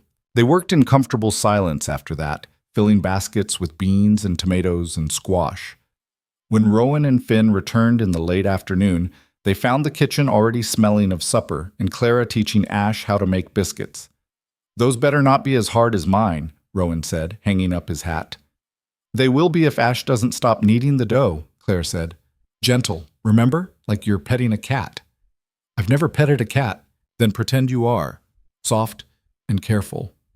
Ash adjusted his technique, his tongue poking out in concentration. Finn wandered over to watch, and soon both boys were taking turns working the dough under Clara's supervision. Rowan leaned against the counter watching them. Clara caught his eye and smiled. Good ride? She asked. Better than expected. That north grazing is even better than I remembered. If we can swing it, we should definitely expand in that direction. We'll need to run the numbers, see what's realistic. We can do that tonight, after supper. The casual way he said we made Clara's chest tighten. This was really happening. She was really building a life here, putting down roots, becoming part of something. Supper was lively, with the boys competing to tell the most elaborate stories about their respective days. Ash's chicken attack got more dramatic with each retelling, while Finn claimed he'd seen a deer with antlers the size of tree branches. Tree branches? Rowan said skeptically.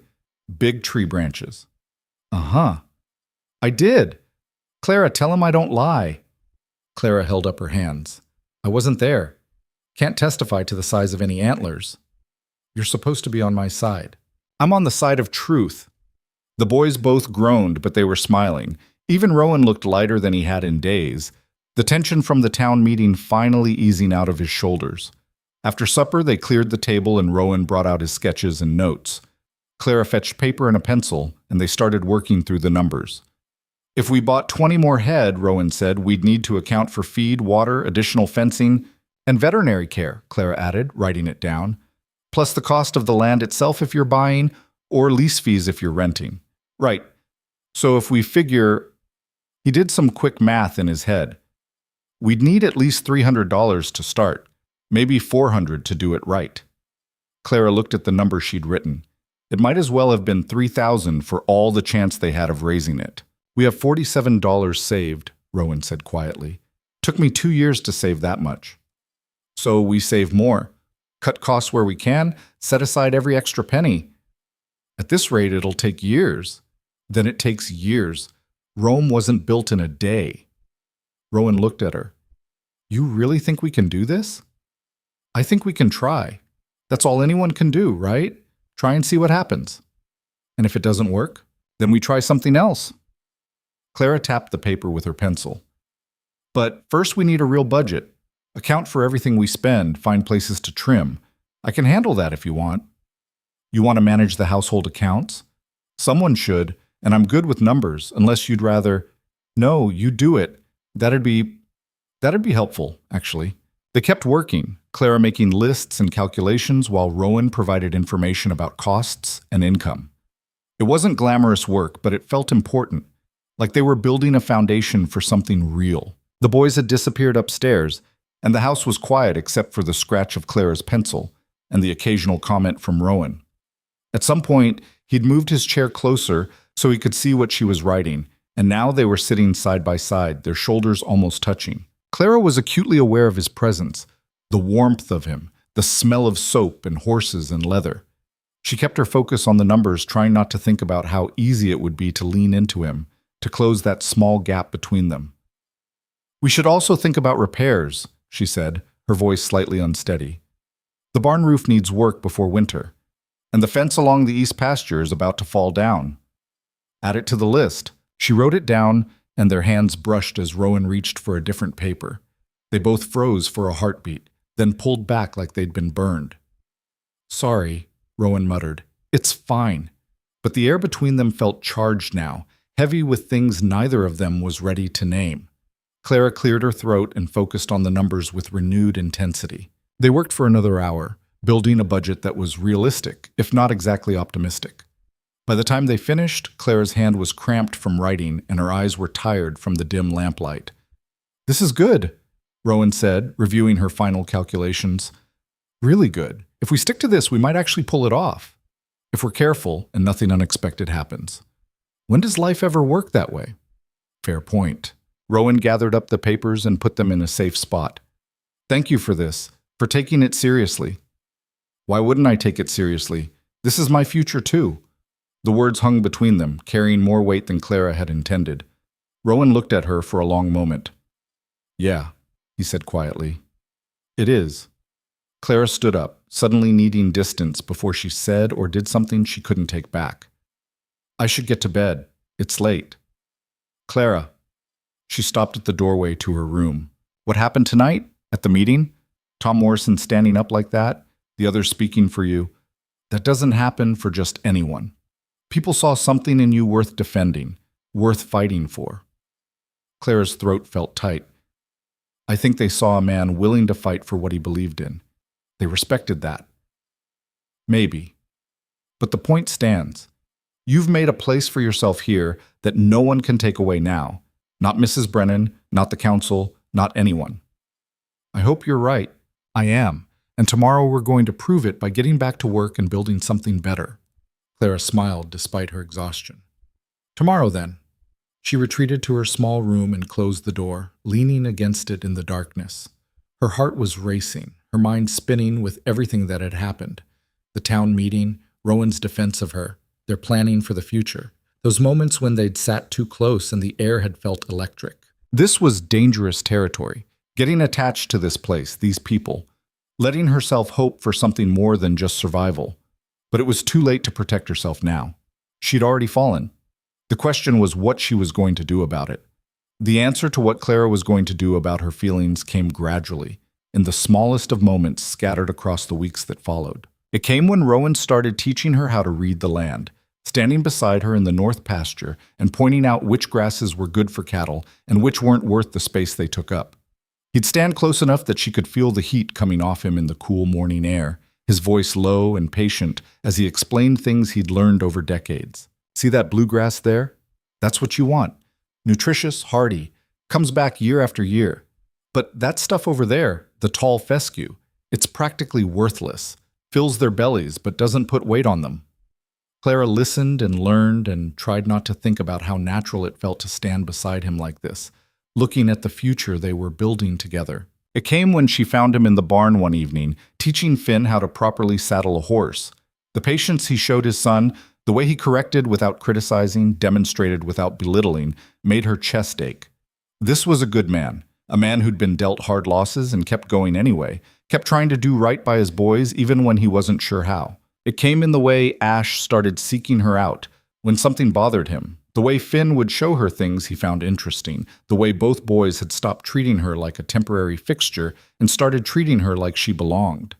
But mostly, it came in the late evenings when she and Rowan would sit at the kitchen table going over accounts and plans, their heads bent together over papers and numbers, building something neither of them had names for yet. 3 weeks after the town meeting, Clara was in the garden when she heard a wagon approaching.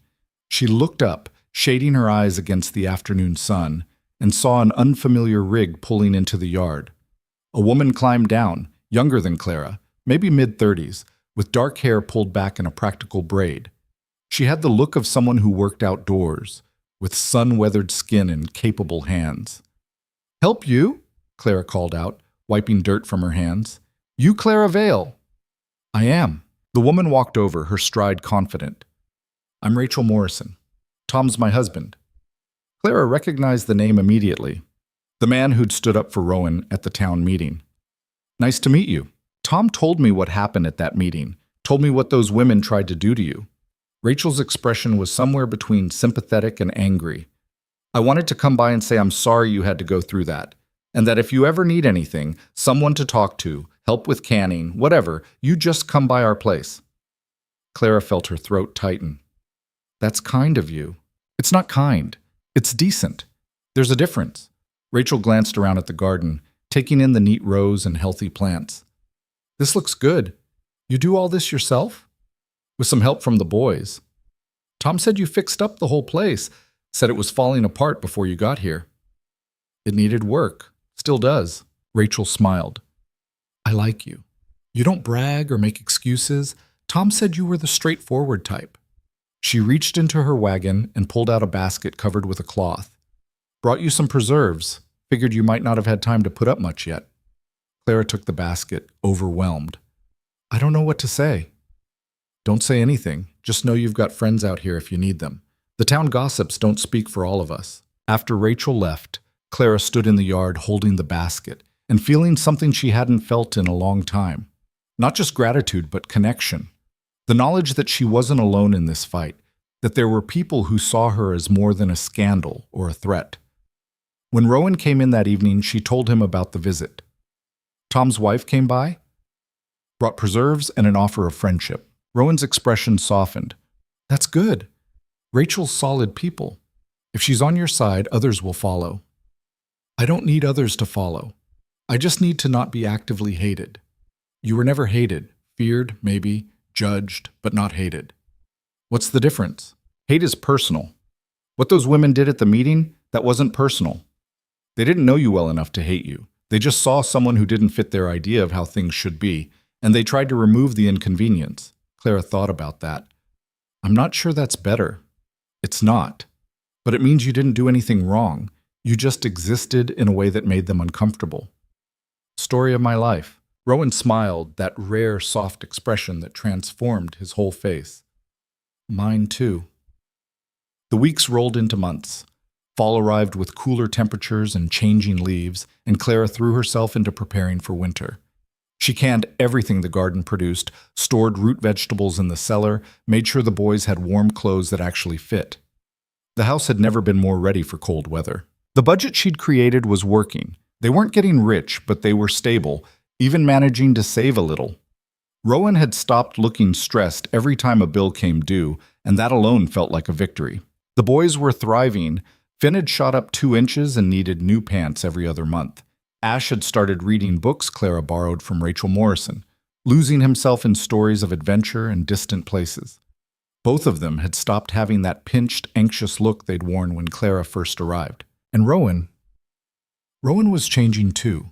Still quiet, still reserved, but there was a lightness to him now that hadn't been there before. He smiled more, laughed occasionally at the boys' jokes, even made a few of his own. One evening in late October, Clara was making supper when she realized Finn was watching her with an odd expression. "What?" she asked. "Nothing. Just, you hum when you cook now. You didn't used to do that." Clara hadn't noticed, but he was right. Somewhere along the way, she'd stopped just surviving and started living. The difference showed in small things, humming while she cooked, taking time to watch the sunset, actually tasting her food instead of just eating it for fuel. "I guess I do," she said. "It's nice. Ma used to hum too." The comparison could have been painful, but instead it felt like acceptance. Like Finn was saying she'd earned her place in the space his mother had left.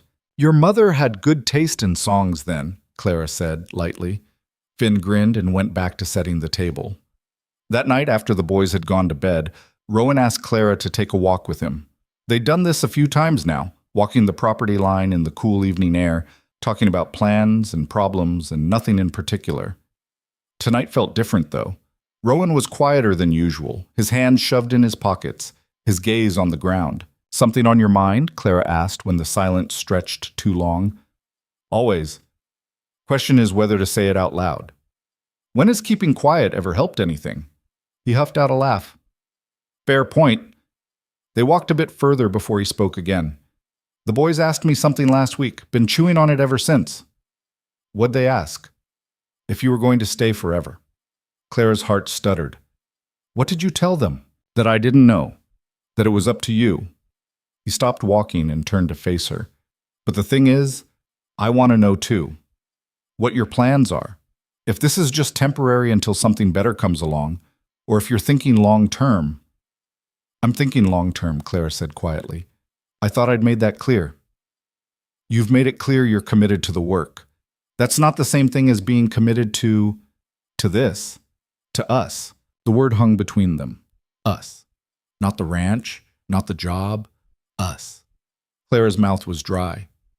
"What are you asking me, Rowan?" "I'm asking if you're happy here. If this is enough for you, because if it's not, if you're going to leave eventually anyway, I need to know now. Before the boys get more attached. Before I—" He stopped abruptly. "Before you what?" He looked at her, and in the moonlight his eyes were dark and intense. "Before I make a fool of myself." Clara's heart was pounding so hard she thought he must be able to hear it. "You're not making a fool of yourself." "No? No." She took a breath, committing to the truth. "I'm happy here. Happier than I've been in years. Maybe ever. This place, these boys, you, it's become home. And I don't want to leave. Not now, not ever, if I can help it." Rowan let out a breath like he'd been holding it for weeks. "Okay. Okay. Okay." He reached out slowly, giving her time to pull away, and took her hand. His palm was rough with calluses, warm and solid. "I'm not good with words, never have been. But I need you to know that you're not just help to me. Haven't been for a while now." "What am I then?" "Family, partner, someone I trust with my sons and my home and my future." He squeezed her hand. "Someone I care about more than I probably should, given that you work for me and there's propriety to consider and—" Clara stopped him by stepping closer, close enough that she could feel his breath on her face. Stop worrying about propriety. Those women at the meeting already decided we were improper. Might as well earn it. Clara, I care about you too, more than I should, more than is smart. But I'm tired of being smart and careful and worried about what people think. Rowan's free hand came up to cup her face, his thumb brushing her cheekbone. You sure about this? No, but I'm doing it anyway. He kissed her then, soft and careful, like she might break. Clara leaned into him, letting herself feel what she'd been holding back for months. When they broke apart, both of them were breathing hard. Well, Rowan said, his voice rough. That complicates things. Does it? Yeah, because now I have to figure out how to make this right, make it proper. I don't care about proper. I do. For your sake and the boys. He pulled back slightly, though he didn't let go of her hand. People are already talking. If we just carry on like this without making it official, it'll get worse. Clara's stomach dropped. Official how? However you'll have me. But I was thinking marriage, if you're willing. The word hit her like a physical blow. Marriage. Too fast? Rowan looked worried now. I know we haven't been... this just happened, but I've been thinking about it for a while. And it makes sense, doesn't it? You're already part of the family, already running the household. The boys love you. He stopped. You what? I love you too. Didn't plan on it, didn't want it, but there it is. Clara felt tears prick at her eyes. You can't just say things like that. Why not? It's true. Because I've spent so long not having anything that when someone offers me everything, I don't know what to do with it. Rowan pulled her close, wrapping his arms around her. You don't have to do anything. Just say yes or no. Everything else we'll figure out together. Clara pressed her face against his chest, breathing in the smell of him, soap and leather and wood smoke. This man who'd given her a chance when no one else would, who'd fought for her, stood up for her, made space for her in his life and his heart. Yes, she whispered. Yeah? Yeah. She pulled back to look at him. But I want to be clear about something. I'm not marrying you because it's proper or convenient or the best solution to a scandal. I'm marrying you because I love you and those boys and this life we're building. Understood? Rowan smiled, really smiled, and Clara felt like the sun had come out. Understood. They walked back to the house hand in hand, both of them quiet but content. Tomorrow they'd figure out the details, when, how, what to tell the boys. Tonight it was enough just to know they'd chosen each other. The boys took the news better than Clara expected. Finn whooped and immediately started planning where they should have the ceremony, while Ash just smiled and said he'd known it was going to happen eventually. How'd you know? Rowan asked. Because you look at her the way you used to look at Ma, like she's the best thing you've ever seen. Rowan cleared his throat, clearly uncomfortable with the observation. Well, glad we have your approval. You didn't need it, Ash said, but you have it anyway. They decided to keep it simple. No big ceremony, no fuss. Just a quick trip to the county clerk with the boys as witnesses, then a nice supper at home. Clara didn't need a white dress or flowers or any of the trappings. She just needed it to be real and legal and permanent. The morning of the wedding, Clara stood in her small room, soon to be their room, a thought that still made her dizzy, and looked at herself in the small mirror. She wore the better of the two dresses from the chest, the one that fit a bit looser. Her hair was pulled back simply. No special preparation, no elaborate styling. She looked like herself. That would have to be enough. Rachel Morrison had sent over a bouquet of late-season flowers with a note that said, "Congratulations, you deserve this." Clara held them carefully, touched by the gesture. The boys knocked on her door, both of them scrubbed clean and wearing their good shirts. "Pa says it's time to go," Finn announced. "You look nice," Ash added. Clara smiled. "So do you both. Very handsome." They rode into town together, the four of them in the wagon. Clara's hands were shaking slightly, but Rowan reached over and squeezed one of them, steady and reassuring. The county clerk's office was a small building near the courthouse. They walked in together, and the clerk looked up from his desk with raised eyebrows. "Mr. Hale, wasn't expecting to see you today. Need to file some paperwork," Rowan said. "Marriage license." The clerk's eyebrows climbed higher. "Marriage license, I see." He glanced at Clara, recognition dawning. "This the woman from the council meeting?" "This is Clara Vale, soon to be Clara Hale." The clerk studied them for a moment, and Clara braced herself for judgment or commentary. Instead, he just pulled out the necessary forms. All right then, let's make it official. The ceremony was brief and businesslike. They signed papers, answered questions, exchanged simple vows. The clerk pronounced them married with all the enthusiasm of someone processing a grain delivery permit. But when Rowan kissed her, quick and almost shy with the boys and the clerk watching, it felt real anyway. They were married. Outside, Finn was bouncing on his toes with excitement. Can we tell people now? Tell who? Rowan asked. Everyone. Mrs. Morrison, the people at the feed store, everyone. How about we tell people as we meet them, instead of making announcements? That's boring. That's practical. They stopped at the general store on the way out of town. Jim, the owner who'd turned Clara away that first day, looked up when they entered. Afternoon, Rowan. Ma'am. He nodded at Clara, polite but distant. Afternoon, Jim. Need to settle my account and pick up a few things. Sure thing. Jim pulled out the ledger. That'll be $7.30. Rowan paid, and Jim made the notation. As they were leaving, Finn couldn't contain himself anymore.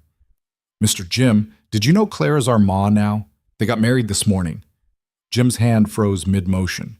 He looked from Finn to Clara to Rowan, his expression unreadable. That's so. It is, Rowan said calmly. Well, Jim set down his pen. Congratulations, then. That's good news. It wasn't enthusiastic, but it wasn't hostile either. Clara would take it. They made it home by mid-afternoon, and Clara started preparing the special supper she'd planned. Rowan hovered in the kitchen, clearly unsure what to do with himself now that everything had changed and also hadn't. You're in my way, Clara said, but she was smiling. It's my kitchen. It's our kitchen now, and I'm cooking, so either help or move. He moved, settling at the table to watch her work. The boys were outside doing chores, giving them a rare moment of privacy. You nervous? Rowan asked. About what? Tonight, about everything changing.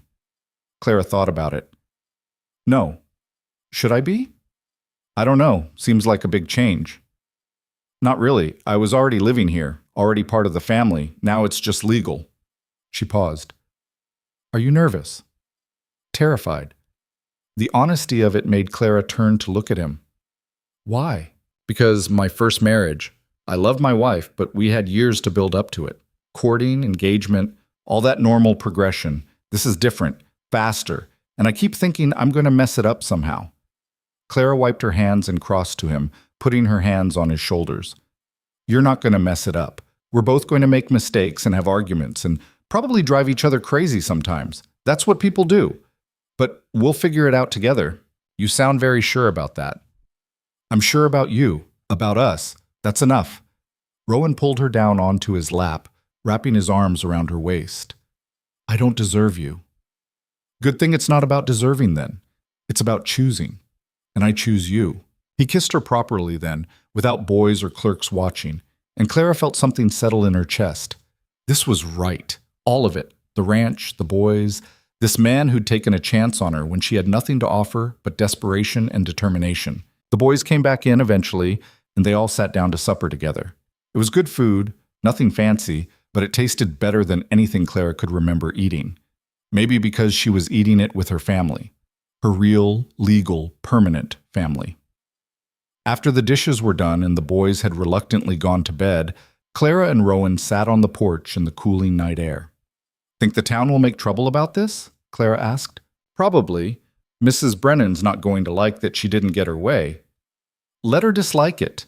We're legal now, respectable, everything they claim to want. They'll find something else to complain about. That's what people like her do. Then let them complain. Clara leaned against him. I'm tired of caring what they think. Good, because I plan to give them plenty more to talk about. Oh? Rowan's hand found hers in the darkness. Figure once we get that North Pasture expansion going and the house additions built and maybe a couple more kids added to the family, they'll have enough scandal to keep them busy for years. Clara's breath caught.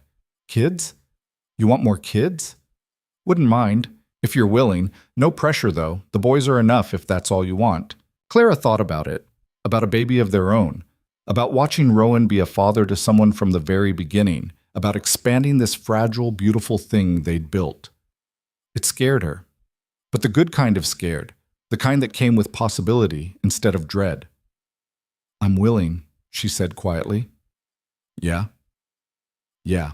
They sat in comfortable silence after that, watching stars emerge in the darkening sky. Clara thought about how far she'd come from that first day in Graver's Bend, desperate and alone with nowhere left to go. How close she'd come to giving up, to letting the weight of rejection crush her. "What are you thinking about?" Rowan asked. "About that first day I showed up here, when you said you didn't need help, and I fainted on your porch. That was a hell of an introduction. I was so sure you'd send me away, so sure that was the end. Almost did. You looked half dead, and I didn't need the complication." Rowan's arm tightened around her. "Thank the stars I'm too stubborn to make the smart choice." "The smart choice?" "Smart would have been sending you on your way, avoiding all the trouble. But I looked at those boys standing there, and I looked at you trying so hard to stay conscious, and I thought, maybe just a trial, just to see. Best decision you ever made? Top 3, easily." Clara elbowed him. "Top 3. What beats it?" "Marrying my first wife. She gave me the boys. And marrying you, though that one might edge into first place if you keep being this nice to me." "I'm always nice to you. You make me eat vegetables and tell me when I'm being stupid. That's not nice, that's necessary." Clara laughed, and the sound carried across the dark fields. She'd laughed more in the past few months than in the previous few years combined. That had to mean something. "I should probably move my things," she said eventually. "From that little room to wherever I'm sleeping now. Our room, which needs work, honestly. It's pretty bare. We can fix it up however you want. I don't need much." "I know, but you should have it anyway." They stayed out there until the cold drove them inside. Rowan showed Clara the main bedroom, his bedroom, that she'd never been in before. It was sparse, like he'd said. A bed, a dresser, a washstand. Nothing personal, nothing that spoke of the man who slept there. "We'll make it ours," Clara said. "Yeah, we will." That first night sleeping beside him was awkward in the way new things are. They were both too aware of each other, too careful, trying to figure out how to share space they'd each had to themselves for so long. But eventually, they settled into a comfortable position, Clara's head on Rowan's chest, his arm around her shoulders. "This okay?" he asked. More than okay. She fell asleep to the sound of his heartbeat, steady and sure, and didn't wake once through the night. The next morning, Clara woke to find Rowan already up and the smell of coffee drifting from the kitchen. She dressed quickly and went to investigate. Rowan was at the stove, attempting to make breakfast. Attempting being the key word. The eggs were burned, and the bacon was somehow both crispy and raw. "What are you doing?" Clara asked. "Making breakfast. Figured on our first morning as a married couple, you shouldn't have to cook." "That's sweet, but you're making a mess." "I know, but I'm trying." Clara crossed to him and kissed his cheek. "Let me help." They cooked together, salvaging what they could of his efforts and starting fresh on the rest. The boys came down to the smell of food and immediately started pestering them with questions about what married people did that was different from unmarried people. "Nothing you need to worry about," Rowan said firmly, "but nothing." Finn and Ash exchanged looks but dropped it, turning their attention to breakfast instead. It was a normal morning, perfectly, wonderfully normal. And Clara realized that was the miracle of it, not some grand transformation, but the simple comfort of normal, of belonging, of home. The weeks that followed brought more of the same. News of the marriage spread through town, generating exactly the gossip Rowan had predicted. Some people were supportive, like Rachel Morrison and a few others. Some were scandalized. Most just found it moderately interesting before moving on to the next piece of news. Mrs. Brennan and Mrs. Carson pointedly ignored Clara when their paths crossed in town, but Clara found she didn't care. Their opinion had stopped mattering the day she and Rowan said their vows. Winter came in hard, with snow that piled up past the windows and temperatures that made going outside an ordeal. But the house was ready for it, warm and well-stocked, and the family settled into the cozy rhythm of winter on the ranch. Clara taught the boys to read better, working with them at the kitchen table while Rowan handled repairs in the barn. She and Rowan planned for spring, talking about seeds to order and improvements to make, and how to manage the expansion they were saving for. One night in late February, Clara was helping Finn with arithmetic when she realized something had shifted. She wasn't thinking about the future with anxiety anymore, wasn't waiting for disaster to strike or for someone to take it all away. She was just living, planning and hoping and building like someone who had every right to a future. "You okay?" Finn asked, noticing her distraction. "Yeah, just thinking about how different things are now." "Different good or different bad?" "Different good." "Very good." Finn smiled and went back to his numbers, and Clara sat there feeling grateful for all of it, the hard work, the struggle, the fear, because it had all led here, to this warm kitchen with these boys and this life that was hers. Spring brought new challenges and new opportunities. The land they'd been eyeing came up for sale, and after long discussions and careful calculations, they decided to take the risk. It would stretch their finances thin, but it was an investment in the future they were building. The day they signed the papers, Rowan came home with a strange expression on his face. "What happened?" Clara asked. "Ran into Tom Morrison in town. He said something I can't stop thinking about." "What'd he say?" "That watching us build this life together reminded him why he does what he does. Why he works the land and raises his kids out here instead of moving somewhere easier. Because sometimes the hardest things are the ones most worth doing." Clara felt her throat tighten. "He's right." "Yeah. And I started thinking about that first day you showed up here. How easy it would have been to send you away. How close I came to making that choice." "But you didn't." "But I didn't. And now I can't imagine this life without you in it. Can't remember what it was like before you came." Clara crossed to him and wrapped her arms around his waist. "Good. Because you're stuck with me now. Best kind of stuck." Summer arrived, and with it came the work of expanding the herd and managing the new land. It was exhausting, demanding every bit of energy they had. But they did it together, Clara keeping the books and managing the household while Rowan handled the physical labor, both of them making decisions as partners. The boys grew and changed, shooting up like weeds and eating everything in sight. They'd stopped asking if Clara was going to leave, stopped treating every day like it might be the last. They just lived, secure in the knowledge that their family was solid. One afternoon in late August, Clara was in the garden when a familiar wagon pulled up.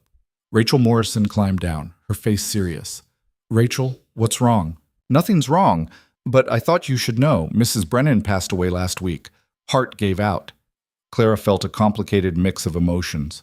She'd never wished the woman harm, despite everything. "I'm sorry to hear that. I'm not asking you to mourn her, but I wanted you to know because Mrs. Carson is hosting a memorial tea tomorrow. She specifically asked me to invite you." "Why would she invite me? She hates me." "Maybe she did, but things change. People change." Rachel handed her an envelope. "Just think about it." After Rachel left, Clara opened the envelope. Inside was a handwritten invitation to the memorial tea, and at the bottom, a note in shaky script. "It would mean a great deal if you could attend. We have not always been kind. Perhaps it is time to remedy that." Clara showed it to Rowan that evening. "You don't have to go," he said immediately. "I know, but maybe I should. Maybe it's time to let some things go. You're a better person than me."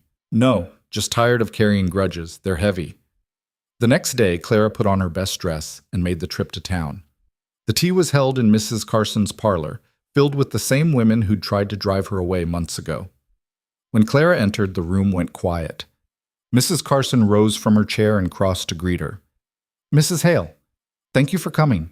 The formal use of her married name was deliberate, Clara realized, an acknowledgement of what these women had tried to deny. "Thank you for inviting me. Please sit. I'll get you some tea." The afternoon was awkward at first, full of stilted conversation and careful politeness, but gradually something shifted. Margaret, the younger woman from the fabric shop, asked Clara about the ranch. Another woman inquired about the boys. They were small overtures, tentative, but they were something. Mrs. Carson pulled Clara aside before she left. "I owe you an apology," the older woman said quietly. "What we did to you at that town meeting was cruel and unfair. We were frightened of change, of things we didn't understand, and we took it out on you. I appreciate you saying that. I don't expect forgiveness. I just wanted you to know that some of us have recognized our error. You've proven yourself to be exactly what you claimed, A good woman doing honest work and caring for a family that needed you. There's no shame in that. Clara felt something loosen in her chest.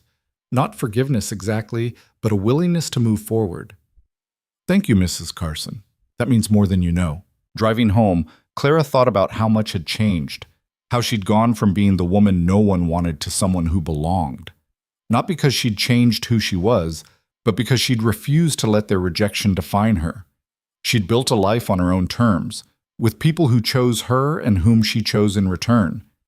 That was worth more than any acceptance from people who judged her unfairly. When she got home, Rowan and the boys were waiting on the porch. "How'd it go?" Rowan asked. "Better than expected," Mrs. Carson apologized. "Really? Really? I think they're trying to make amends, in their own way." "You going to let them?" Clara thought about it. "I'm going to let it go. That's not quite the same thing, but it's enough."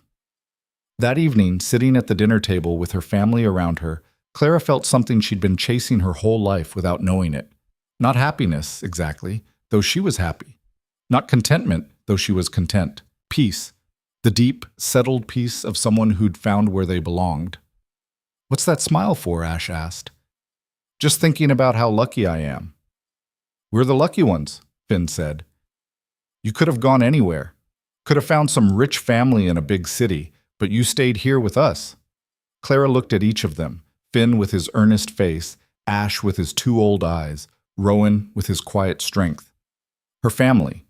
Hard-won and chosen and real. "There's nowhere else I'd rather be," she said, and meant it with every fiber of her being. Months turned into years, and the ranch prospered. The expansion worked. The herd grew. The house filled with new sounds, eventually including the cries of a baby girl they named Hope, and 2 years later, twin boys who kept everyone on their toes. The boys grew up and started their own lives, but they never strayed far. Finn took over more of the ranch work as Rowan got older. Ash became a teacher in town, passing on the love of learning Clara had instilled in him. And Clara became exactly what she'd always had the potential to be. Not just a housekeeper or a wife or a mother, but a woman who built something from nothing, who took rejection and turned it into resilience, who found family in the unlikeliest of places and held on to it with both hands. Sometimes on quiet evenings, she'd sit on the porch with Rowan and think about that first desperate walk across the valley, about the doors that slammed in her face and the judgment that followed her everywhere, about the moment she'd almost given up. "What are you thinking about?" Rowan would ask, like he always did. And Clara would say, "About how far we've come, about how close I came to missing all this." "But you didn't miss it. You're here." "I'm here," she'd agree, and feel the truth of it settle in her bones. Because she was here. She'd survived the rejection, fought through the judgment, and built a life that no one could take away. Not through luck or chance, but through sheer determination and the willingness to keep going when everything said to give up. That was the lesson Clara carried with her, the one she passed down to her children and eventually her grandchildren, that your worth isn't determined by who accepts you or who turns you away. It's determined by what you do with the space you're given, by how you build when everyone says you'll fail, by how you choose to show up even when the world says you don't belong. Clara had shown up. She'd done the work. She'd loved hard and fought harder. And in the end, she hadn't just found a place in the world. She'd created one. And that made all the difference.